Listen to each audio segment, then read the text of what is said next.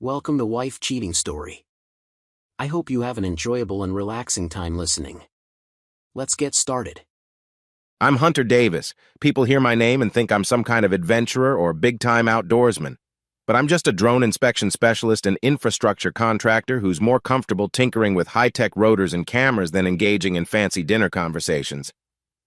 I guess that's how the story really starts. Me, my drone, and the day I stumbled onto Selena Carter by complete accident.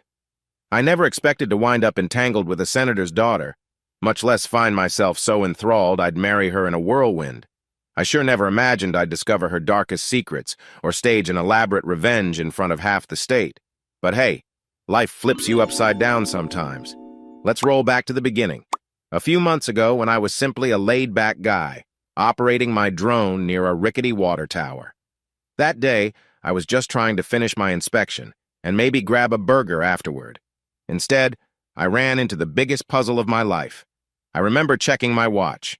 It was nearly 3 in the afternoon, scorching sun overhead, and I'd already been out on site for 6 hours. The city council had hired me to do a structural inspection of an old water tower set for restoration. I was losing daylight. In a practical sense, my eyes felt worn from watching video feeds, and the metal skeleton of that tower was a hazard waiting to happen. As I'm wrapping up, I spot movement near the second platform. At first, I figure it's a worker, or maybe a local historian. Nobody told me we'd have visitors, but you never know. Then I realize it's a woman, wearing these ridiculously expensive-looking shoes like bright turquoise heels. She looks out of place on that rusted catwalk. I squinted, thinking, who climbs around a half-collapsed tower in footwear like that? Instinct told me something was off. And sure enough, a second later, she slips on a corroded step. I hear a shriek echo off the steel beams. I wasn't close, but I scrambled across the site. My boots skidded on loose gravel. I saw her arms flailing, trying to catch the railing, and I shouted, "Hold on!" I doubt she even heard me. Everything felt so slow. She lost her footing, pitched sideways, and was about to tumble an ugly 10 or 15 feet onto debris below. I dove in. I couldn't climb that ladder in record time, so I aimed for a vantage where I could literally catch her if she fell. My chest hammered with adrenaline. There's something primal about seeing a person in immediate danger, triggers this frantic impulse to help. Then, just as she teetered over the rail, she twisted her body enough to stop a full fall, but her heel snagged. She half-lowered herself dangerously, clinging to a jagged rung. I managed to get directly under her, yelling, "Let go! I'll break your fall!" She gave me this terrified look. Her hands were shaking so badly. I cursed under my breath, thinking I might end up with a broken arm or a concussion if I bungled it. But better me than her, right? She let go, more or less collapsed into my arms from about 4 or 5 feet. It was awkward, like I was trying to catch a big sack of flour. I stumbled backward, landed on my butt in the dirt, scraping my elbow. She tumbled on top of me, winded. For a moment, neither of us moved. My heart hammered. She breathed in short, panicked bursts, hair all in her face. I stared, trying to see if she was injured. A few seconds later, she gathered enough composure to lean away and look me in the eye. She said, "Oh God, thank you, I'm so sorry, I almost died, didn't I?" Her eyes were wide, watery, a mix of shock and embarrassment. I replied, "Feels like you might have, yeah." We sat there for a good half-minute, me cradling her so she didn't slump into the gravel. My adrenaline was through the roof, but I tried to keep calm. She was a complete stranger, but I felt a weird, protective surge. I guess that's just human nature. She was trembling, her pretty face a mask of disbelief. Finally, I helped her to her feet. My legs felt rubbery. She was shorter than I realized, maybe 5'4" without those insane heels, and now that I could see her properly, she had this refined, polished vibe. Expensive hair highlights, a classy blouse, subtle diamond earrings. She looked like she belonged in a gallery, not a defunct tower with tetanus lurking on every beam. I guided her to the little first aid trailer the city had set up on site. She limped a bit. I wondered if she'd twisted her ankle. I asked, "Are you hurt anywhere?" She pressed a shaky hand to her knee. I think I'm okay. Maybe just bruised. And these heels are totally destroyed." I half-laughed, stunned at her casual remark about the shoes. "You're worried about your heels? You almost took a swan dive onto rusted metal." She pursed her lips. "Right, sorry. I guess I'm just in shock. Then she let out a long exhale. Really? I can't believe you caught me. Thank you. Inside the trailer, I rummaged for a first aid kit. The air smelled of stale coffee and disinfectant. She perched on a fold-out chair, wincing. I handed her a bottle of water. Here, sip this. She nodded, hair tumbling around her shoulders. I noticed how her nails were manicured. Her outfit was crisp. Definitely not a typical site visitor. How'd you get in here? The place is restricted, I said gently. She managed a small smile. I was taking photos for my father's campaign. She said it with a certain hesitation. He's Senator Ivan Carter. Maybe you've heard of him? I froze, a mild spark of recognition. I'd seen the name on yard signs. Carter, yeah. He's behind that historical renovation grant, right? She nodded. He's big on preserving local landmarks, though you wouldn't guess it from his schedule. Let's just say his approach is mostly talk. I decided to come out for pictures, highlight the tower's condition. Didn't expect it to be so unsafe. I almost laughed. A rotting water tower is obviously unsafe. But I kept it to myself, only replying, you should have had an escort, or at least sneakers. She sighed, looking self-conscious. You're right, absolutely. I'm a fool for wearing these shoes. I had a morning meeting and thought I'd do a quick stop here. I nodded, wrapping her knee lightly with a bandage. I think you'll be all right. Just take it easy. She leaned in, reading my name badge on my shirt. Hunter Davis, you saved my life, literally. I'm Selena Carter. Her voice was softer then. Our eyes locked. There was a fleeting charge in the air. Something in me recognized it, the strange intimacy that forms when you rescue someone from a near catastrophe. But I let the moment pass, turning away to stow the bandage kit. Better get you out of here, I said quietly. This site isn't open to the public. She nodded, an almost guilty expression. Thanks again, I owe you. Don't mention it, I replied, still uncertain if I'd see her again. Didn't occur to me she'd come knocking with a fancy invitation, but fate's weird like that. That night, I sat in my apartment, rewatching the day's drone footage. Usually, it's just a chore I check structural integrity points, see if I missed any glaring cracks. But I had a new reason. There might be a cameo from the woman who nearly broke her neck. Sure enough, I spotted a figure on the upper platform. The camera caught her stiletto slipping, her frantic arms flailing. Then the feed swerved as I guided the drone away. A bizarre sense of protectiveness welled up in me. She could have died out there for some misguided photo op. Who the hell puts themselves in that position? Unless she was desperate or clueless or naive about the tower's condition. I realized I was letting this swirl in my head too much. She was just some senator's daughter, possibly reckless, maybe a little bored. My phone chimed a text from my coworker, Manny. All good for tomorrow, man? We start at 7? I typed a quick response. Yeah, see you bright and early. But my mind drifted back to Selena, the way she'd looked at me with genuine relief. The slight tremor in her hands. Something about her told me she wasn't just a spoilt politician's kid. I shook it off, told myself, Hunter, you're reading too deep. I tried to watch a movie, couldn't concentrate. I tried to make dinner, forgot to season the chicken. My entire evening was overshadowed by the memory of her face, that ephemeral closeness in the trailer. I felt an odd pang of regret that I never asked for her contact info, but also a flicker of relief that I might never see her again. Avoid any entanglement with Senator Drama, you know. But life had other plans, obviously. A few days later, I arrived home from a city hall meeting about a potential contract. My mailbox had one fancy cream-colored envelope with gold trim. It spelled out, Hunter Davis, residential address. No postage stamp, must have been hand-delivered or couriered. I opened it on my stoop, reading, Mr. Davis. You are cordially invited to the Carter Family Fundraising Gala, Saturday, 7 p.m. at the Cypress Court Hotel. At the bottom, a scrawled note in black ink. Thank you for your kindness. I'd like to repay you properly. Selena Carter. My pulse jumped. She'd actually tracked me down. A fundraising gala? That's so far from my usual comfort zone, I thought. But there was no ignoring it.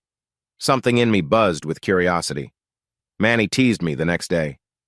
She's definitely into you, bro. But I said, Nah, probably just a courtesy invitation. She's a big shot's daughter. Still, I decided to go. Maybe I should have declined, but a part of me wanted to see her again. Even if it was just for closure or gratitude, or, well, I can't lie. I felt a spark I couldn't ignore. The night of the gala, I dusted off the only suit I owned, navy, slightly tight across my shoulders. My reflection in the mirror looked uneasy. I considered ditching the tie. My phone buzzed with a text from Nia. "Don't forget your manners, champ. Good luck." She'd heard all about Selena from me, so she was half encouraging, half teasing.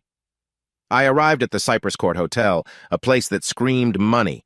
Marble floors, golden chandeliers, rows of shiny black cars out front. Valets hustled around. My old sedan stuck out like a sore thumb among the sleek sports cars. I gave the valet my keys, feeling a twinge of embarrassment, but brushed it off. It's just a car, who cares? Inside the main ballroom, I stepped into a swirl of chatter and clinking glasses. Politicians, donors, socialites, all decked in glamorous outfits. My tie felt like a noose. Then I spotted Selena near the entrance, wearing a long burgundy gown that revealed her shoulders elegantly. She locked eyes with me, smiled, and came forward. She actually looked relieved. "Hunter, you came," she said softly. "I'm really glad." "Yeah," I swallowed, scanning the crowd. "This is quite a production," she laughed, though it sounded a bit tense. "Right? My father loves these big events, courting donors. Honestly, I hate it.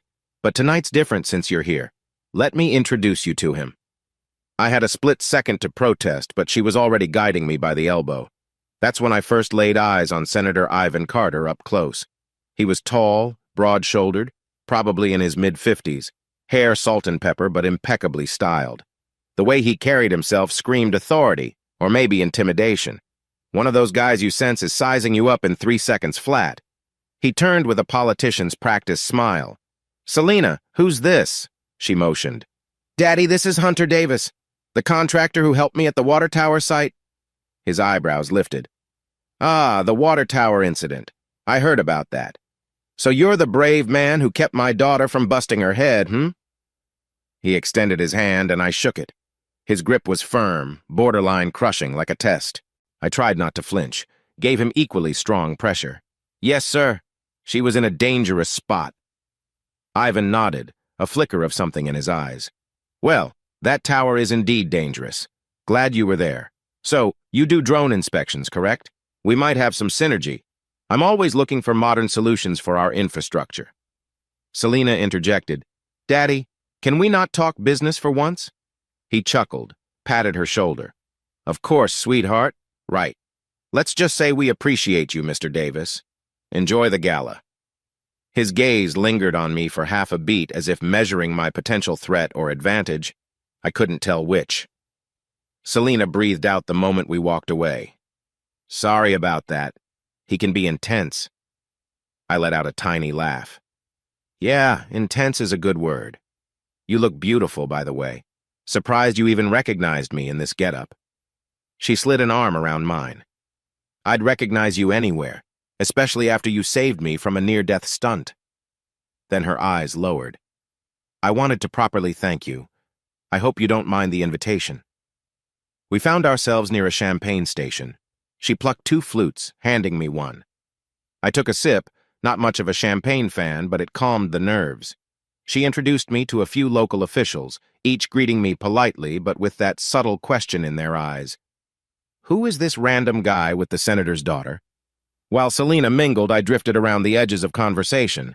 That's how I overheard certain people mention Zeke Novak, some heavy-hitting lobbyist who was rumored to be pulling strings for big state contracts. "We gotta keep Novak happy," one man said. Another answered, "He's unstoppable. The Carter campaign would be nothing without him." I also noticed Selena stepping away occasionally to field phone calls. She'd slip behind a pillar, voice too low for me to catch more than a murmur. My curiosity prickled. Something about this environment made my stomach uneasy. I wasn't a big fan of politics to start with, and the vibe here felt extra slick. My father once told me, "Son, politics is a chessboard, everyone's a piece, and most are pawns." I was beginning to think he was right. Around 9 p.m., I decided I'd had enough schmoozing. The swirl of wealthy donors and backroom deals was overwhelming. I found Selena talking to a campaign staffer. She spotted me, excused herself, and joined me by the exit. "Heading out already?" she asked softly, an undercurrent of disappointment in her voice. I nodded. "Yeah, not really my crowd, but thanks for inviting me. I appreciate the gesture." She bit her lip. "I get it truly. This scene's exhausting. Let me walk you to the door." We stepped out into the quieter hotel lobby, away from the main noise. Selena touched my arm gently. "I meant what I said, about being grateful. People in that room, my father's circle, most wouldn't have bothered climbing that tower, let alone risking themselves." "You did. You barely knew me. That matters." I shrugged. I did what anyone decent would do. My chest felt tight. I was more overwhelmed by her earnestness than the fancy gala. "I'm just glad you weren't hurt." She glanced at the floor, then back up. "Would it be too forward if I asked you to maybe have coffee with me sometime? I'd love to talk without all this." She gestured back at the ballroom. I paused, oddly flattered. "Sure, that'd be nice." A quiet smile broke across her face, and she let me put my number in her phone. Our eyes met in a moment that felt strangely intimate for a place so public. Then I squeezed her hand goodbye and stepped into the night, my mind swirling with a million questions. What am I getting into? Over the next few days, everything else in my life felt oddly muted because I couldn't stop thinking about Selena Carter. Part of me was suspicious. What if this is just a fling for her, or some manipulative move by a senator's daughter? Another part of me, though, recalled her vulnerability at the water tower and that spark at the gala. We texted a bit, mostly casual stuff. "Hey, how's your day?" Or "What's your next job site?" She teased me about my heroic arms, which made me chuckle. I joked about her next footwear choice for climbing old structures. Eventually, we agreed to meet at a quiet cafe on the west side. I deliberately chose a normal, cozy spot rather than some upscale lounge. She arrived wearing jeans and flats. Yes, no more insane heels, and I realized how genuinely pretty she was in a down-to-earth way, minus the formal glitz. We spent 2 hours talking. She asked about my upbringing. I told her about my folks, my dad who was a machinist, my mom who worked retail. She shared that her mother passed away when she was young, leaving Ivan Carter as her only parent figure. That gave me insight into why she seemed both close and resentful of him. She said he was controlling but also scared to lose me, which left her perpetually monitored.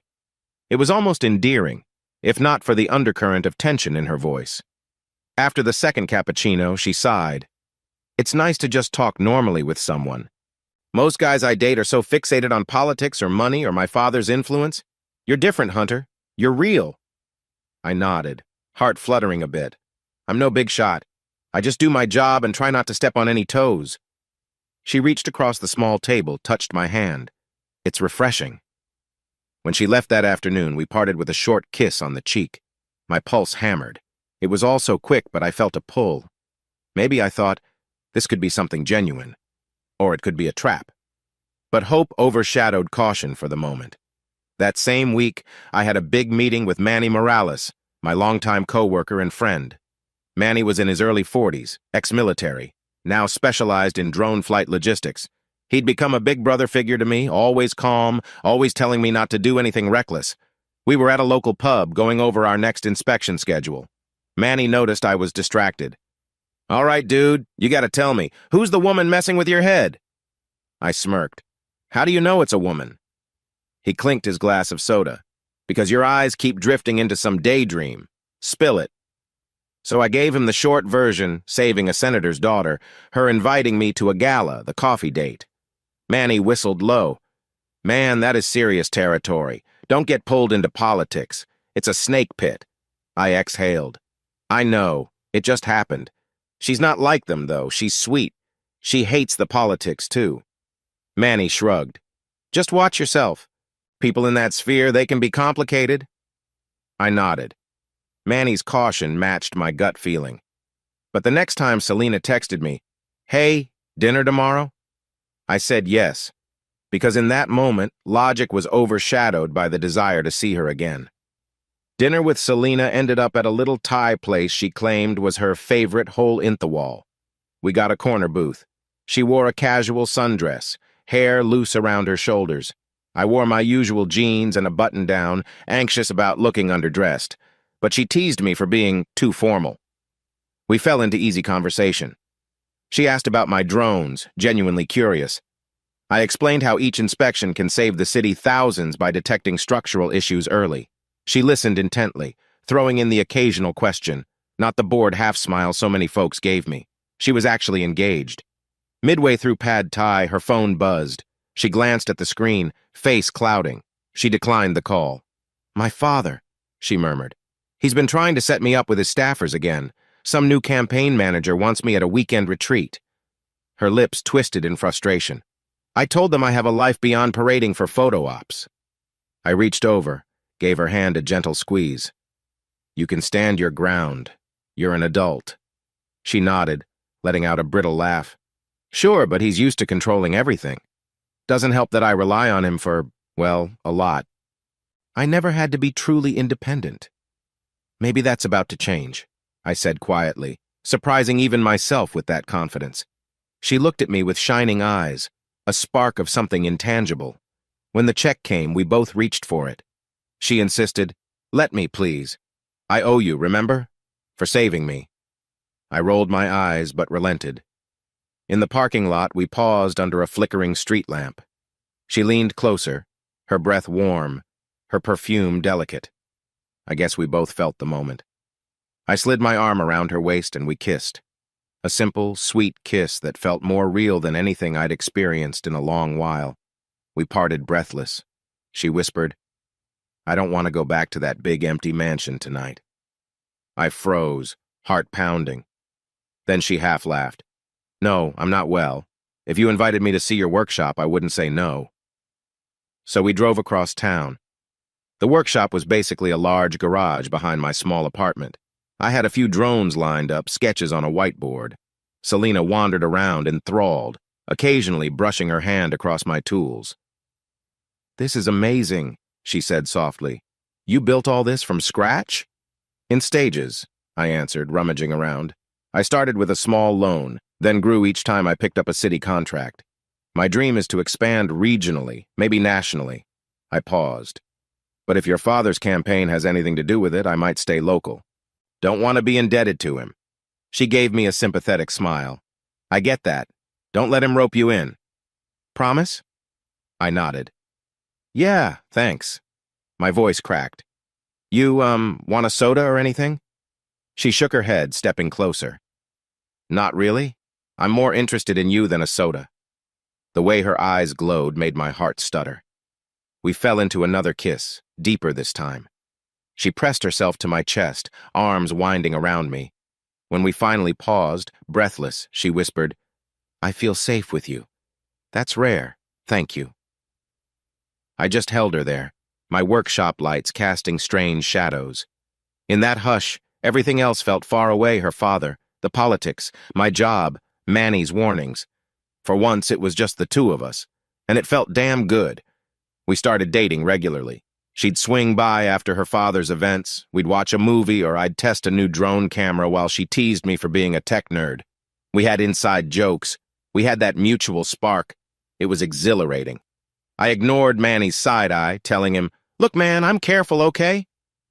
Even Nia, who'd normally grill any woman I was seeing, softened once she saw how happy I seemed. That calmness didn't last long, though, because within a few months, Selena broached the topic of marriage. She said she was tired of living in her father's shadow, wanted a simple life with me. She made it sound so easy. I was swept up in the romance of it. I found myself fantasizing about building a future together, a family one day, having someone who truly believed in me. In the back of my mind, though, that little voice kept whispering, "Slow down. Something's not right." But love's funny. It can hush that voice pretty quick. So I said yes. We got engaged. And that's where I should have known the real trouble was about to begin. I used to think of engagement as a long, sweet period where two people plan out their wedding details and get to know each other's quirks. For Selena and me, it was more like we flipped a switch from playful dating to a big swirl of political demands, especially once her father decided he'd host our engagement party at his estate. If I had any illusions that we'd slip off quietly into married bliss, they shattered the moment I stepped onto Carter property. Within a few weeks of her proposal, we found ourselves picking out rings. I guess I was naive enough to think this was a personal matter. But Selena mentioned, "Daddy wants an official statement he thinks it'll boost the family's public image." I nearly choked on my coffee. Public image? This was supposed to be about us, not a campaign. She saw my expression, quickly kissed my cheek. "Don't worry, I'll handle it," she said. "He won't overshadow us, promise." Well, that promise was short-lived. A day later, I got a call from a local news reporter wanting to interview the lucky fiancé. I realized Selena had told her father, and her father had told the world. The whirlwind was unstoppable. Manny said, "You sure you're not moving too fast?" But I brushed it off. Nia gave me a concerned look, but tried to be supportive. I was so enamored with Selena that logic took a back seat. I told them, "Look, it's just how we feel. Why wait?" Work was nuts, too. I had a big city contract for drone inspection of some older bridges, so my days started at dawn, ended at dusk. Manny and I hammered away, though I kept glancing at my phone for Selena's texts. We planned to announce our engagement publicly at her father's estate the following week. One evening, Manny pulled me aside. "Hey, bud, quick heads up. I ran into a friend from the city planning department who said they saw Selena in a black Mercedes with some guy. Didn't look like her father." I tried not to react, but my gut twisted. "She has cousins, staffers, all sorts of people. Probably nothing, right?" Manny's brow furrowed. "Could be, sure. Just watch out." I forced a grin, telling myself Manny was too paranoid. I had to trust Selena, right? Still, the thought lingered. Did that black Mercedes belong to Zeke Novak, the infamous lobbyist I'd heard about, or someone else?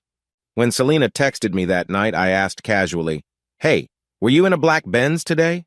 She responded, "Haha, no. That must have been someone else." Something about the haha no came off forced, but I let it slide. Don't start a fight over rumors, I told myself. Yet a seed of doubt planted itself deeper.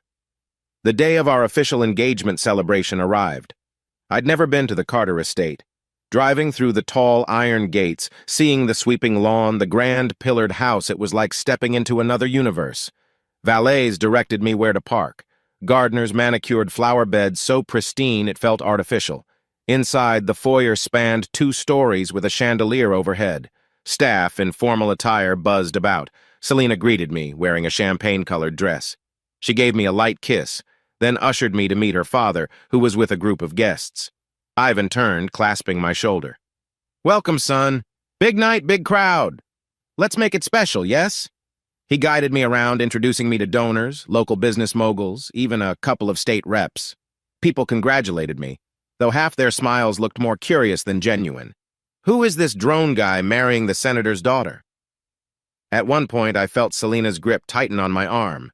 She whispered, "They're all looking at us. You good?" I forced a smile.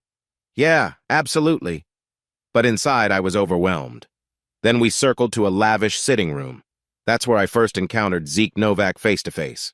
He was leaning against a marble fireplace, swirling whiskey in a tumbler.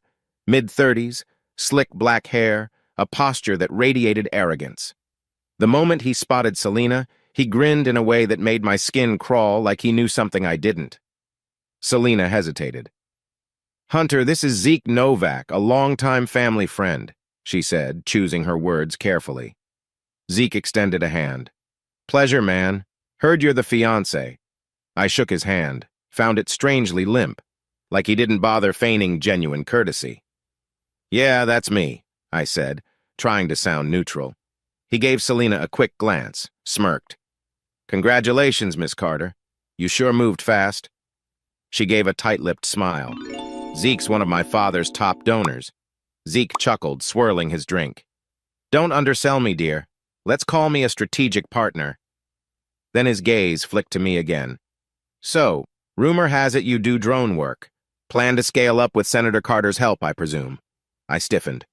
"No, I built my business alone. No politics involved." His eyebrows rose.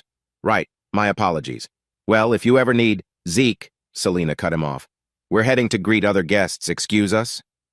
She practically tugged me away. My pulse hammered. Something about Zeke exuded an air of smugness that made me want to punch him. but I kept my composure, glancing at Selena, who looked uneasy. We ended up in the garden area, where tables were set under fairy lights. She found us seats, whispering, "Zeke can be pushy. Don't let him get under your skin." I studied her face. "You've known him a while?" She hesitated, then nodded. "Yes, he's always around my father's campaigns. He's intense. Don't worry, he can't hurt you." The fact she said, "hurt you," alarmed me. But before I could probe further, Ivan strode up, raising a glass to announce our engagement to the gathered crowd. Everyone clapped politely as we stood, forced to smile at the senator's toast. He made a joke about how Hunter saved my daughter's life, so I guess he earned her hand. Laughter rippled. My cheeks burned, feeling like a novelty. Selena gripped my hand, and I realized she wasn't fully comfortable either. After the formal toast, music started playing. People formed little clusters for conversation. Selena's aunt, Regina Carter, approached me. She was older than Ivan, with kind eyes and a straightforward manner. She gently took my elbow, pulling me aside. "Let's chat a moment, dear. I'm Regina." I introduced myself politely. She gave me a once-over, then said softly, "I see Selena's quite taken with you. Just be mindful of how this family operates. We've had plenty of heartbreak, plenty of secrets. If you need an ally who's outside the senator's bubble, come to me." I blinked, uncertain how to respond. "Thank you, that's kind. Are you saying I might need an ally?" Her lips pursed. "Ivan can be controlling. Selena's mother was my sister, rest her soul. I just want to see Selena happy, not used." Her words sent a chill through me. She patted my hand, then vanished into the crowd. I wondered what the backstory was. Used? By who? For what? I needed air. The estate's side hallway led me to a window overlooking the rose garden. I leaned on the sill, swirling my soda. I wasn't in the mood for more champagne. That's when I caught low voices around the corner, a man and a woman. I recognized Selena's voice, hushed, urgent. "Don't do this here. My father's around." Another voice, male, said, "We have an arrangement. Don't pretend you can just change the game because you found a new toy." My chest tightened. Was that Zeke? It sounded like him.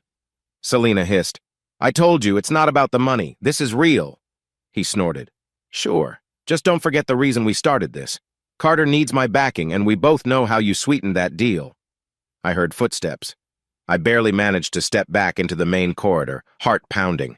I re-entered the party, forced a calm expression. A few seconds later, Selena emerged, face flushed, while Zeke strolled out from behind her, smirking. They separated as if to avoid suspicion. What arrangement? Sweeten that deal? My mind raced. The notion of Selena having some prior involvement with Zeke hammered at my gut. Could she have dated him? Or worse? When she joined me near the bar, I tried to steady my voice. "Everything okay? You look upset." She forced a smile that didn't reach her eyes. "Just family politics. Don't worry about it." Then she clung to my arm. "Let's get out of here soon, yeah?" I managed to slip away from the party around 10 p.m. with Selena in tow. We ended up at my apartment. She stayed the night, but I couldn't shake the tension from that overheard exchange. The next morning, we parted ways early. She had errands, or so she said. Later, I confided in Nia about the weirdness. She listened intently, then said bluntly, "That Zeke guy is known for shady lobbying. If Selena has some secret arrangement with him, that's a big red flag. Why'd she keep it from you?" I shrugged, uncomfortable. Maybe it's old stuff. Maybe it's just financial. She's stuck in her father's world. Doesn't mean she's cheating or anything. Nia raised an eyebrow. "I never said cheating. You did. Is that on your mind?" I paused, realizing I'd used that word subconsciously. Something's off." Nia put a hand on my shoulder. "Listen, you love her, right? Then be direct. Ask her. Don't bury suspicion." She was right. But when I tried to question Selena that night, she brushed it off with a mix of sweet kisses and, "Trust me, it's just Dad's campaign drama." I let it slide, not wanting to cause friction. A pattern was forming, my doubts rising, her smoothing them over with affection. It worked. For the moment. A few days later, Clarissa Hayes showed up at my workshop. I recognized her from the party. She was introduced as the family attorney. She'd texted me, saying she needed to pass me some documents from Senator Carter. Great. More formalities. She arrived, tall and confident, carrying a manila folder. She said politely, "Hunter, I realize this is abrupt, but Senator Carter asked me to present you with the prenuptial agreement. He insisted it's standard for the Carter family." I frowned. Selena never mentioned a prenup. Clarissa gave an apologetic shrug. She might not have known the details. This is mostly her father's directive. He wants to protect the Carter estate from unscrupulous suitors. Heat flared in my chest. Unscrupulous suitor? That's me, apparently. She sighed. I'm not saying I agree with him, but I'm his attorney. My job is just to deliver this. I flipped through the pages. The gist was pretty offensive. If we divorced for any reason unrelated to adultery on Selena's side, I'd walk away with nothing. If I was found cheating, I'd forfeit everything. But ironically, if she cheated, she'd also lose the Carter Trust funds. It heavily favored her father's interest overall, ensuring minimal risk to the Carter name or money. A wave of anger coursed through me. This is insane, I muttered. I'm building my own company. I'm not after their wealth. Clarissa gave me a sympathetic look. I know, but the senator has strong opinions. My advice, talk to Selena. If you want any changes, propose them. But from my experience, Carter's not flexible. She left me stewing. That night, Selena and I had a tense phone call. I told her the prenup was insulting. She apologized profusely, claiming her father must have blindsided her. Don't let it upset you, she pleaded. He's just being overprotective. Sign it if you want none of that matters to us. I hesitated. It's not about the money, Selena. It's about the principle. He's basically labeling me a gold digger or a potential cheat. She sniffed, sounding on the verge of tears. I'm sorry, honey. Let's just sign it to shut him up. Please? I don't want a family war. I love you. I caved. Because love makes you do dumb things. I scribbled my name on that damn contract, thinking, at least if she's loyal, we'll never need to enforce it. If only I'd known. The following weekend, I was loading drone gear into my truck for an early job when I noticed Selena drive off in a hurry. She told me she had a charity meeting. I gave her a wave, though she seemed anxious. Something inside me whispered, follow her. It was a crazy impulse. But Manny's earlier comment about the black Mercedes replayed in my mind, so ignoring better judgment, I hopped into my truck and drove a cautious distance behind her. Sure enough, she led me across town into a swank area of condos near the waterfront. I parked half a block away, watched as she pulled into an underground garage. Minutes later, I glimpsed a black Mercedes leaving the same entrance, turning onto a side street. Two silhouettes in the front seats, one looked suspiciously like Selena, the other definitely male. My stomach sank. No, maybe it's a coworker. She said it's a charity rep. But deep down, dread coiled. A black Mercedes, the same model Manny mentioned. And from what I saw, it was definitely not her father behind the wheel. I sat there, debating if I was being paranoid. After about half an hour, I left, unsettled. The next time I saw Selena, I asked how her charity meeting went. She gave me a rushed explanation, didn't mention driving with anyone. I let it go, but the doubt was creeping in like a slow poison. As if the tension wasn't high enough, Ivan Carter invited, or rather demanded, Selena and me to join him for a weekend at a mountain lodge, some kind of family bonding. She told me it was tradition, that he always hosted these little gatherings. Just grin and bear it, she said. We'll be back by Monday. I agreed, but an uneasy feeling spread in my gut. Nia texted me, don't get lost in the mountains. Good luck, hero. Manny joked about me watching my back. I brushed it off, but that primal sense of foreboding wouldn't leave. We drove up in separate cars because Selena had some errands. I reached the lodge Friday afternoon. It was secluded, surrounded by tall pines, crisp mountain air. Ivan's staff bustled around setting up some open-air barbecue. A few of Ivan's political allies milled about, including staffers I recognized from the engagement party, and my heart clenched Zeke Novak's convertible parked right out front. Why the hell was he here? This was supposed to be family. My jaw tightened. I walked around, forcing a polite smile at the staff. Then I noticed Selena's car pulling in. She got out, gave me a quick hug, but she looked drained.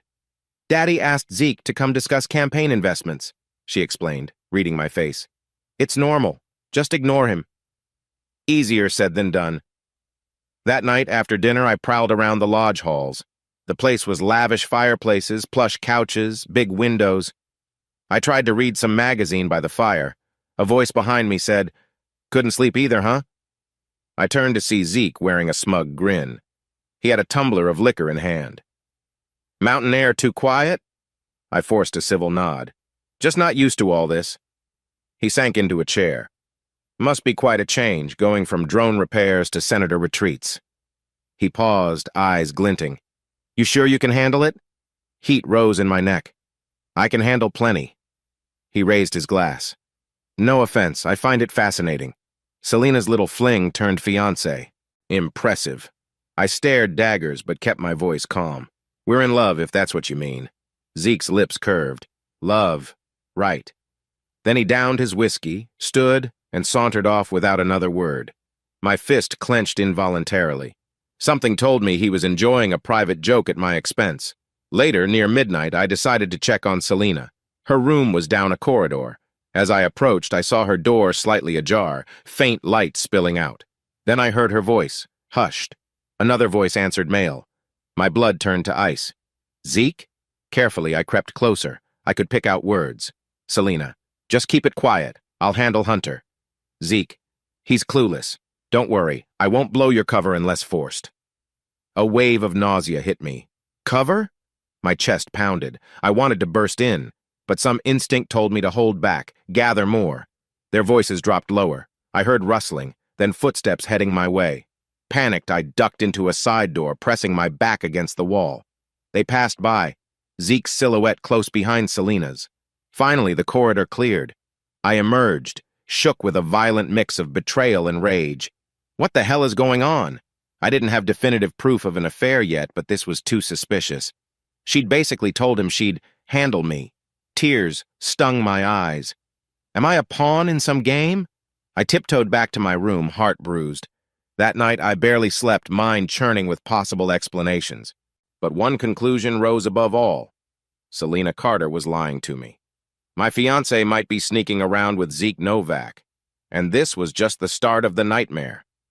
When we got home from that mountain lodge, it was like Selena flipped a switch, pretending nothing strange happened. But something had snapped inside me. I wasn't the same trusting fool, not anymore. Sure, I didn't yet have direct proof of cheating, but I had enough red flags to suspect the worst. Instead of confronting her outright, I decided to be strategic. Deep down, I felt my heart clench with heartbreak, but my mind was set on finding the truth no matter how ugly. We returned to our normal routines. I spent my mornings at job sites, Manny by my side, carefully flying drones around aging structures. Selena texted me random sweet messages about missing me. "Can't wait to see me tonight." The surface of our relationship looked stable, but every time I gazed at her, I remembered those hushed words at the lodge. "I'll handle Hunter." My blood would run cold. One evening, we had dinner at my place. She babbled about wedding details. "We need to pick a venue. Oh, and Dad's suggesting a country club," and so forth. I forced polite responses. She tried to initiate intimacy later, but I found excuses. "Too tired," or "got an early start tomorrow." She seemed disappointed, maybe suspicious, but didn't press me too hard. I guess she was confident I wouldn't turn on her so quickly. In that weird charade, I realized something about myself. I'm no pushover. If she was betraying me, I'd see it to the bitter end, and I'd make sure not to be the fool left holding the bag. I confided in Clarissa Hayes, ironically the family attorney, because my instincts said she might help. We grabbed a coffee one afternoon under the guise of my business contract. I told her a partial truth. I suspect something's off with Selena and Zeke, possibly an affair. Also suspect campaign fund corruption. I need advice. Clarissa's eyebrows shot up. "That's serious, Hunter. If it's true, it could be bigger than you imagine. Ivan Carter's reputation is on the line. Let me ask carefully. Do you have any evidence yet?" I sighed. "Not exactly. Just overheard conversations, weird behavior. I want to gather proof, because if I confront them without it, they'll spin it as paranoid allegations." She folded her arms. "Legally speaking, you're wise to get evidence. Also keep in mind that prenup. If you confirm Selena's adultery, she forfeits a lot. That's big." Her father might do anything to protect her and their fortune. Tread carefully. I nodded, heart thumping. Thanks. I'll be careful. That night, I tested a half measure. While Selena was in the shower, I skimmed her phone. She rarely left it unguarded. My hands shook. I was no saint violating privacy, but the hints were too strong. The phone was locked, of course. No chance. She came out of the bathroom, and I pretended to rummage in a drawer. My attempt failed. I called Nia. I need help bypassing a phone lock, or at least something less direct like tracking app usage. She paused. You realize this is borderline illegal, right? I exhaled. Yes, but I suspect she's cheating with that lobbyist Zeke. I can't just sit around. My marriage, my entire future is at stake. Nia's voice softened. All right, I get it. I can set up some spyware on her phone if you get me physical access for a minute. Or we can track her location through other means. But be sure you want this. Once we start, there's no going back. I steeled myself. Do it. I want to know the truth. A couple days later, we staged a scenario. I told Selena my phone was acting up and asked if I could use hers for a quick call to Manny. While she chatted with Manny's wife at a cafe, I slipped her phone to Nia, who was waiting at a nearby table under the guise of random customer. She installed a hidden app in less than a minute, returned the phone to me. The entire time, my heart pounded. God, let me not get caught. Selena never suspected a thing. That evening, Nia texted me. Done. I'll share a tracking link. You'll see logs of calls, location, and some text content if unencrypted.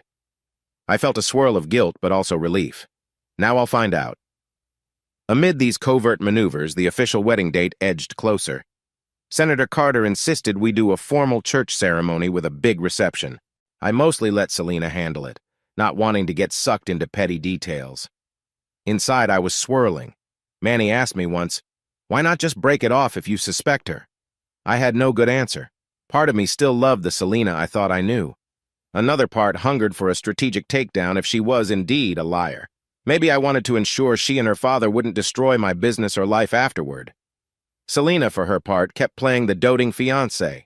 She proposed a honeymoon pre-trip to a coastal resort, just for a weekend, to distress. I agreed, thinking maybe if we had real alone time, I'd see a sign that my suspicions were misguided. Wishful thinking. At the resort, we had a decent first day. We strolled the beach, drank pina coladas. She wore a bright sundress, laughed at my silly jokes.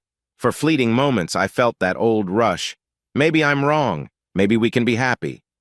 But by sunset, she was glued to her phone. She started stepping away to talk in hushed tones again. My chest felt tight.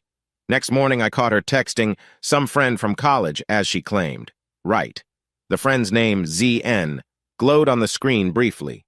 Zeke Novak. That night, in the hotel bed, I didn't bring it up. I hated the idea of fighting in a place so pretty. Instead, I lay awake, studying her silhouette as she slept. This was the woman I'd rescued from a decrepit water tower. Or so I thought. Who rescues me now? I wondered bitterly. After that honeymoon weekend, we returned home. I texted Clarissa. We need a serious talk, privately. She invited me to her office, away from prying eyes. When I arrived, she locked the door, drew the blinds. So, she said, leaning forward, what do we have? I handed her printed logs from the spyware. Selena's been texting Zeke multiple times a day, coded references to meeting at a condo downtown. Times match intervals when she told me she was at charity events. Also phone calls at odd hours. Clarissa's jaw set. That's a strong indication of an affair. You have location logs? I nodded, flipping more pages. She's been to that condo at least 4 times. She never told me about it. She calls it our safe space in one text. That's not normal friend talk. Clarissa's gaze flicked over the evidence. This is big. If you confronted her, she might deny it. But with these logs, you're building a case for adultery. Legally, that triggers the prenup clause, stripping her of certain protections, awarding you a well, not a big fortune for yourself. But you wouldn't be left high and dry. I nodded grimly. I'm not after their money. I just want to ensure they can't ruin me. She touched my arm gently. I know. Also keep in mind we have signs Ivan Carter might be complicit. If Zeke is funneling money to Ivan and Selena is keeping Zeke happy, that's borderline prostitution or bribery. This might blow up into a scandal. My lips tightened. Then let it blow. I'm done playing the fool. She frowned. You sure you want to do this?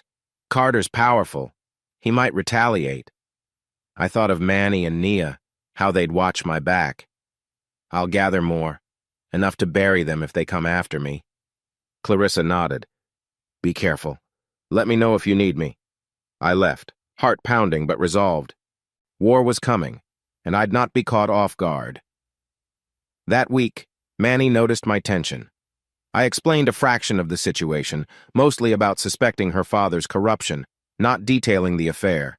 Manny said, let's use what we do best. Drones. They're perfect for surveillance. A spark lit in my mind. We do have micro-drones with hires video. If I can catch them on camera entering or leaving that condo, that'd be ironclad proof. Manny grinned, though his eyes were concerned. We'll keep it hush-hush. You do realize this could cross legal lines if we record them inside. But if it's just external footage, it's probably safe. So we planned a covert sting. I planted a small drone near the condo building, hidden behind a row of shrubs.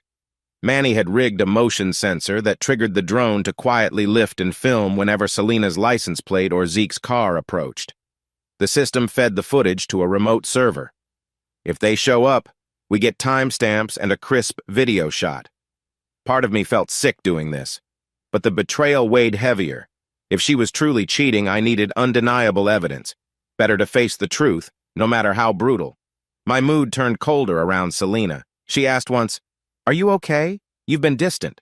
I shrugged, saying, "Stress from big contracts." She accepted that half-heartedly. Meanwhile, my phone beeped with notifications each time her location matched the condo. Then I'd wait to see if the drone camera triggered. Usually, yes. Late one night, I got an alert at 11 p.m. drone recording in progress. My heart hammered.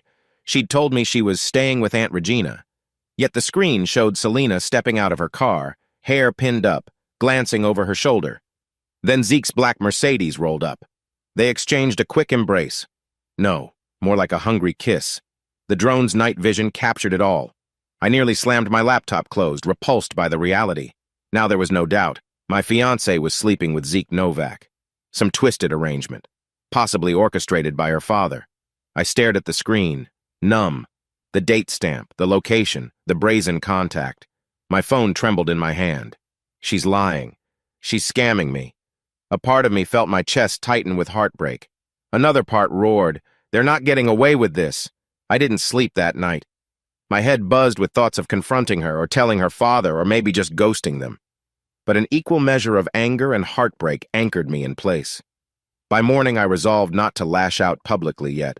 I'd gather more evidence, coordinate with Clarissa, and time the reveal for maximum damage. That might sound cold, but I'd learned if I'd just blow up, they'd crush me with their resources. Better to lay a careful trap. Selena arrived at my apartment the next day, bringing pastries, acting cheerful. I watched her rummage through my kitchen humming. My stomach churned with betrayal. She turned, gave me a bright smile, and said, "Morning, fiancé. You okay?" I forced a nod. Inside, my mind reeled. This woman spent last night in another man's bed, and now she's pretending everything's normal. My pulse pounded, but I played my part, letting her dangle in ignorance. That's the moment I realized I was fully at war, in my own home, with the woman I thought I loved. Meanwhile, Senator Carter ramped up his campaign for the governorship. Billboards popped up around town. He roped Selena into more public appearances, showcasing the happy fiancé by her side. As I joined them occasionally for photo ops, my fiancé insisted it took all my strength not to deck someone. The entire show was built on illusions. Zeke hovered around in the background, shooting me smug glances.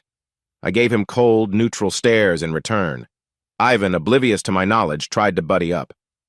"Hunter, we should talk about future expansions for your drone business," he said once at a rally. "With me in office, you'll get unstoppable support." I forced a polite smile, silently thinking, I'd rather burn my workshop to the ground than take your dirty money. But out loud, I said, "Sounds interesting. Let's discuss after the election." He nodded, not realizing I was stringing him along. I sensed he was testing me, seeing if I'd grovel for campaign favors. He had no clue how close I was to flipping the script on him. Finally, I arranged a clandestine meeting with Clarissa and Nia at a diner off the interstate far from prying eyes. I showed them the drone footage, the phone logs. Clarissa's jaw dropped. We can bury Selena with this. Also, if we cross-reference certain texts, it might prove Carter's campaign is financed by unethical bribes. Nia chimed in, "What's the endgame, Hunter? Just get out or take them all down?" I sipped my coffee, ignoring how my hand trembled. I want to be free. That means divorcing Selena, making sure they can't sabotage me. If that means exposing Carter's corruption, so be it. They want a big wedding in a few weeks? Fine. I'll let them think it's all going forward. Then I'll unleash everything at once. Let them taste public humiliation. Clarissa gave a slow nod. You're playing with fire, but if you time it right, they'll be the ones burned. Nia looked worried. Are you sure you'll be safe? I closed my eyes briefly, picturing Selena's false kisses, Zeke's smug face, Ivan's controlling presence. I have to do it. They're lying through their teeth, using me as a prop. Let's finalize the plan. That night, I told Selena I was exhausted from work, letting her leave me alone to rest. Actually, I was gathering the final puzzle pieces. Adrenaline coursed through me. My heart ached with sorrow, but my mind was resolute. This ends on my terms. No more illusions. They say the calm before a storm can be the most unsettling. That's how it felt for me the next few weeks, pretending everything was fine, while beneath the surface, a tsunami of evidence was building. I was the perfect fiancé in public, smiling by Selena's side, letting Ivan swirl me into campaign events. Meanwhile, Nia and Manny helped refine our sting, and Clarissa prepared legal angles. If they wanted a big spectacle, I'd give them the greatest show of their political lives. One morning, Clarissa sent me a short text. Don't forget the adultery clause. She forfeits everything. I reread that line a dozen times. The same prenup meant to protect Carter's wealth from unworthy suitors also spelled Selena's downfall if she cheated. Irony at its finest.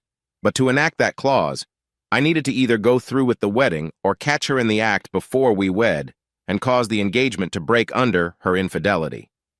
Legally complicated, but Clarissa was confident. If you publicly reveal her ongoing affair, it's basically the same outcome.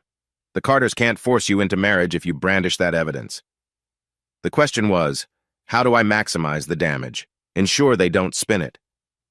Selena kept noticing my mood swings. She'd stroke my arm, ask softly, "You sure you're okay? Wedding jitters?" I'd muster a half smile. "Yeah, just busy with drone stuff." She seemed relieved enough not to pry deeper. Maybe she believed she could keep juggling both me and Zeke. The audacity.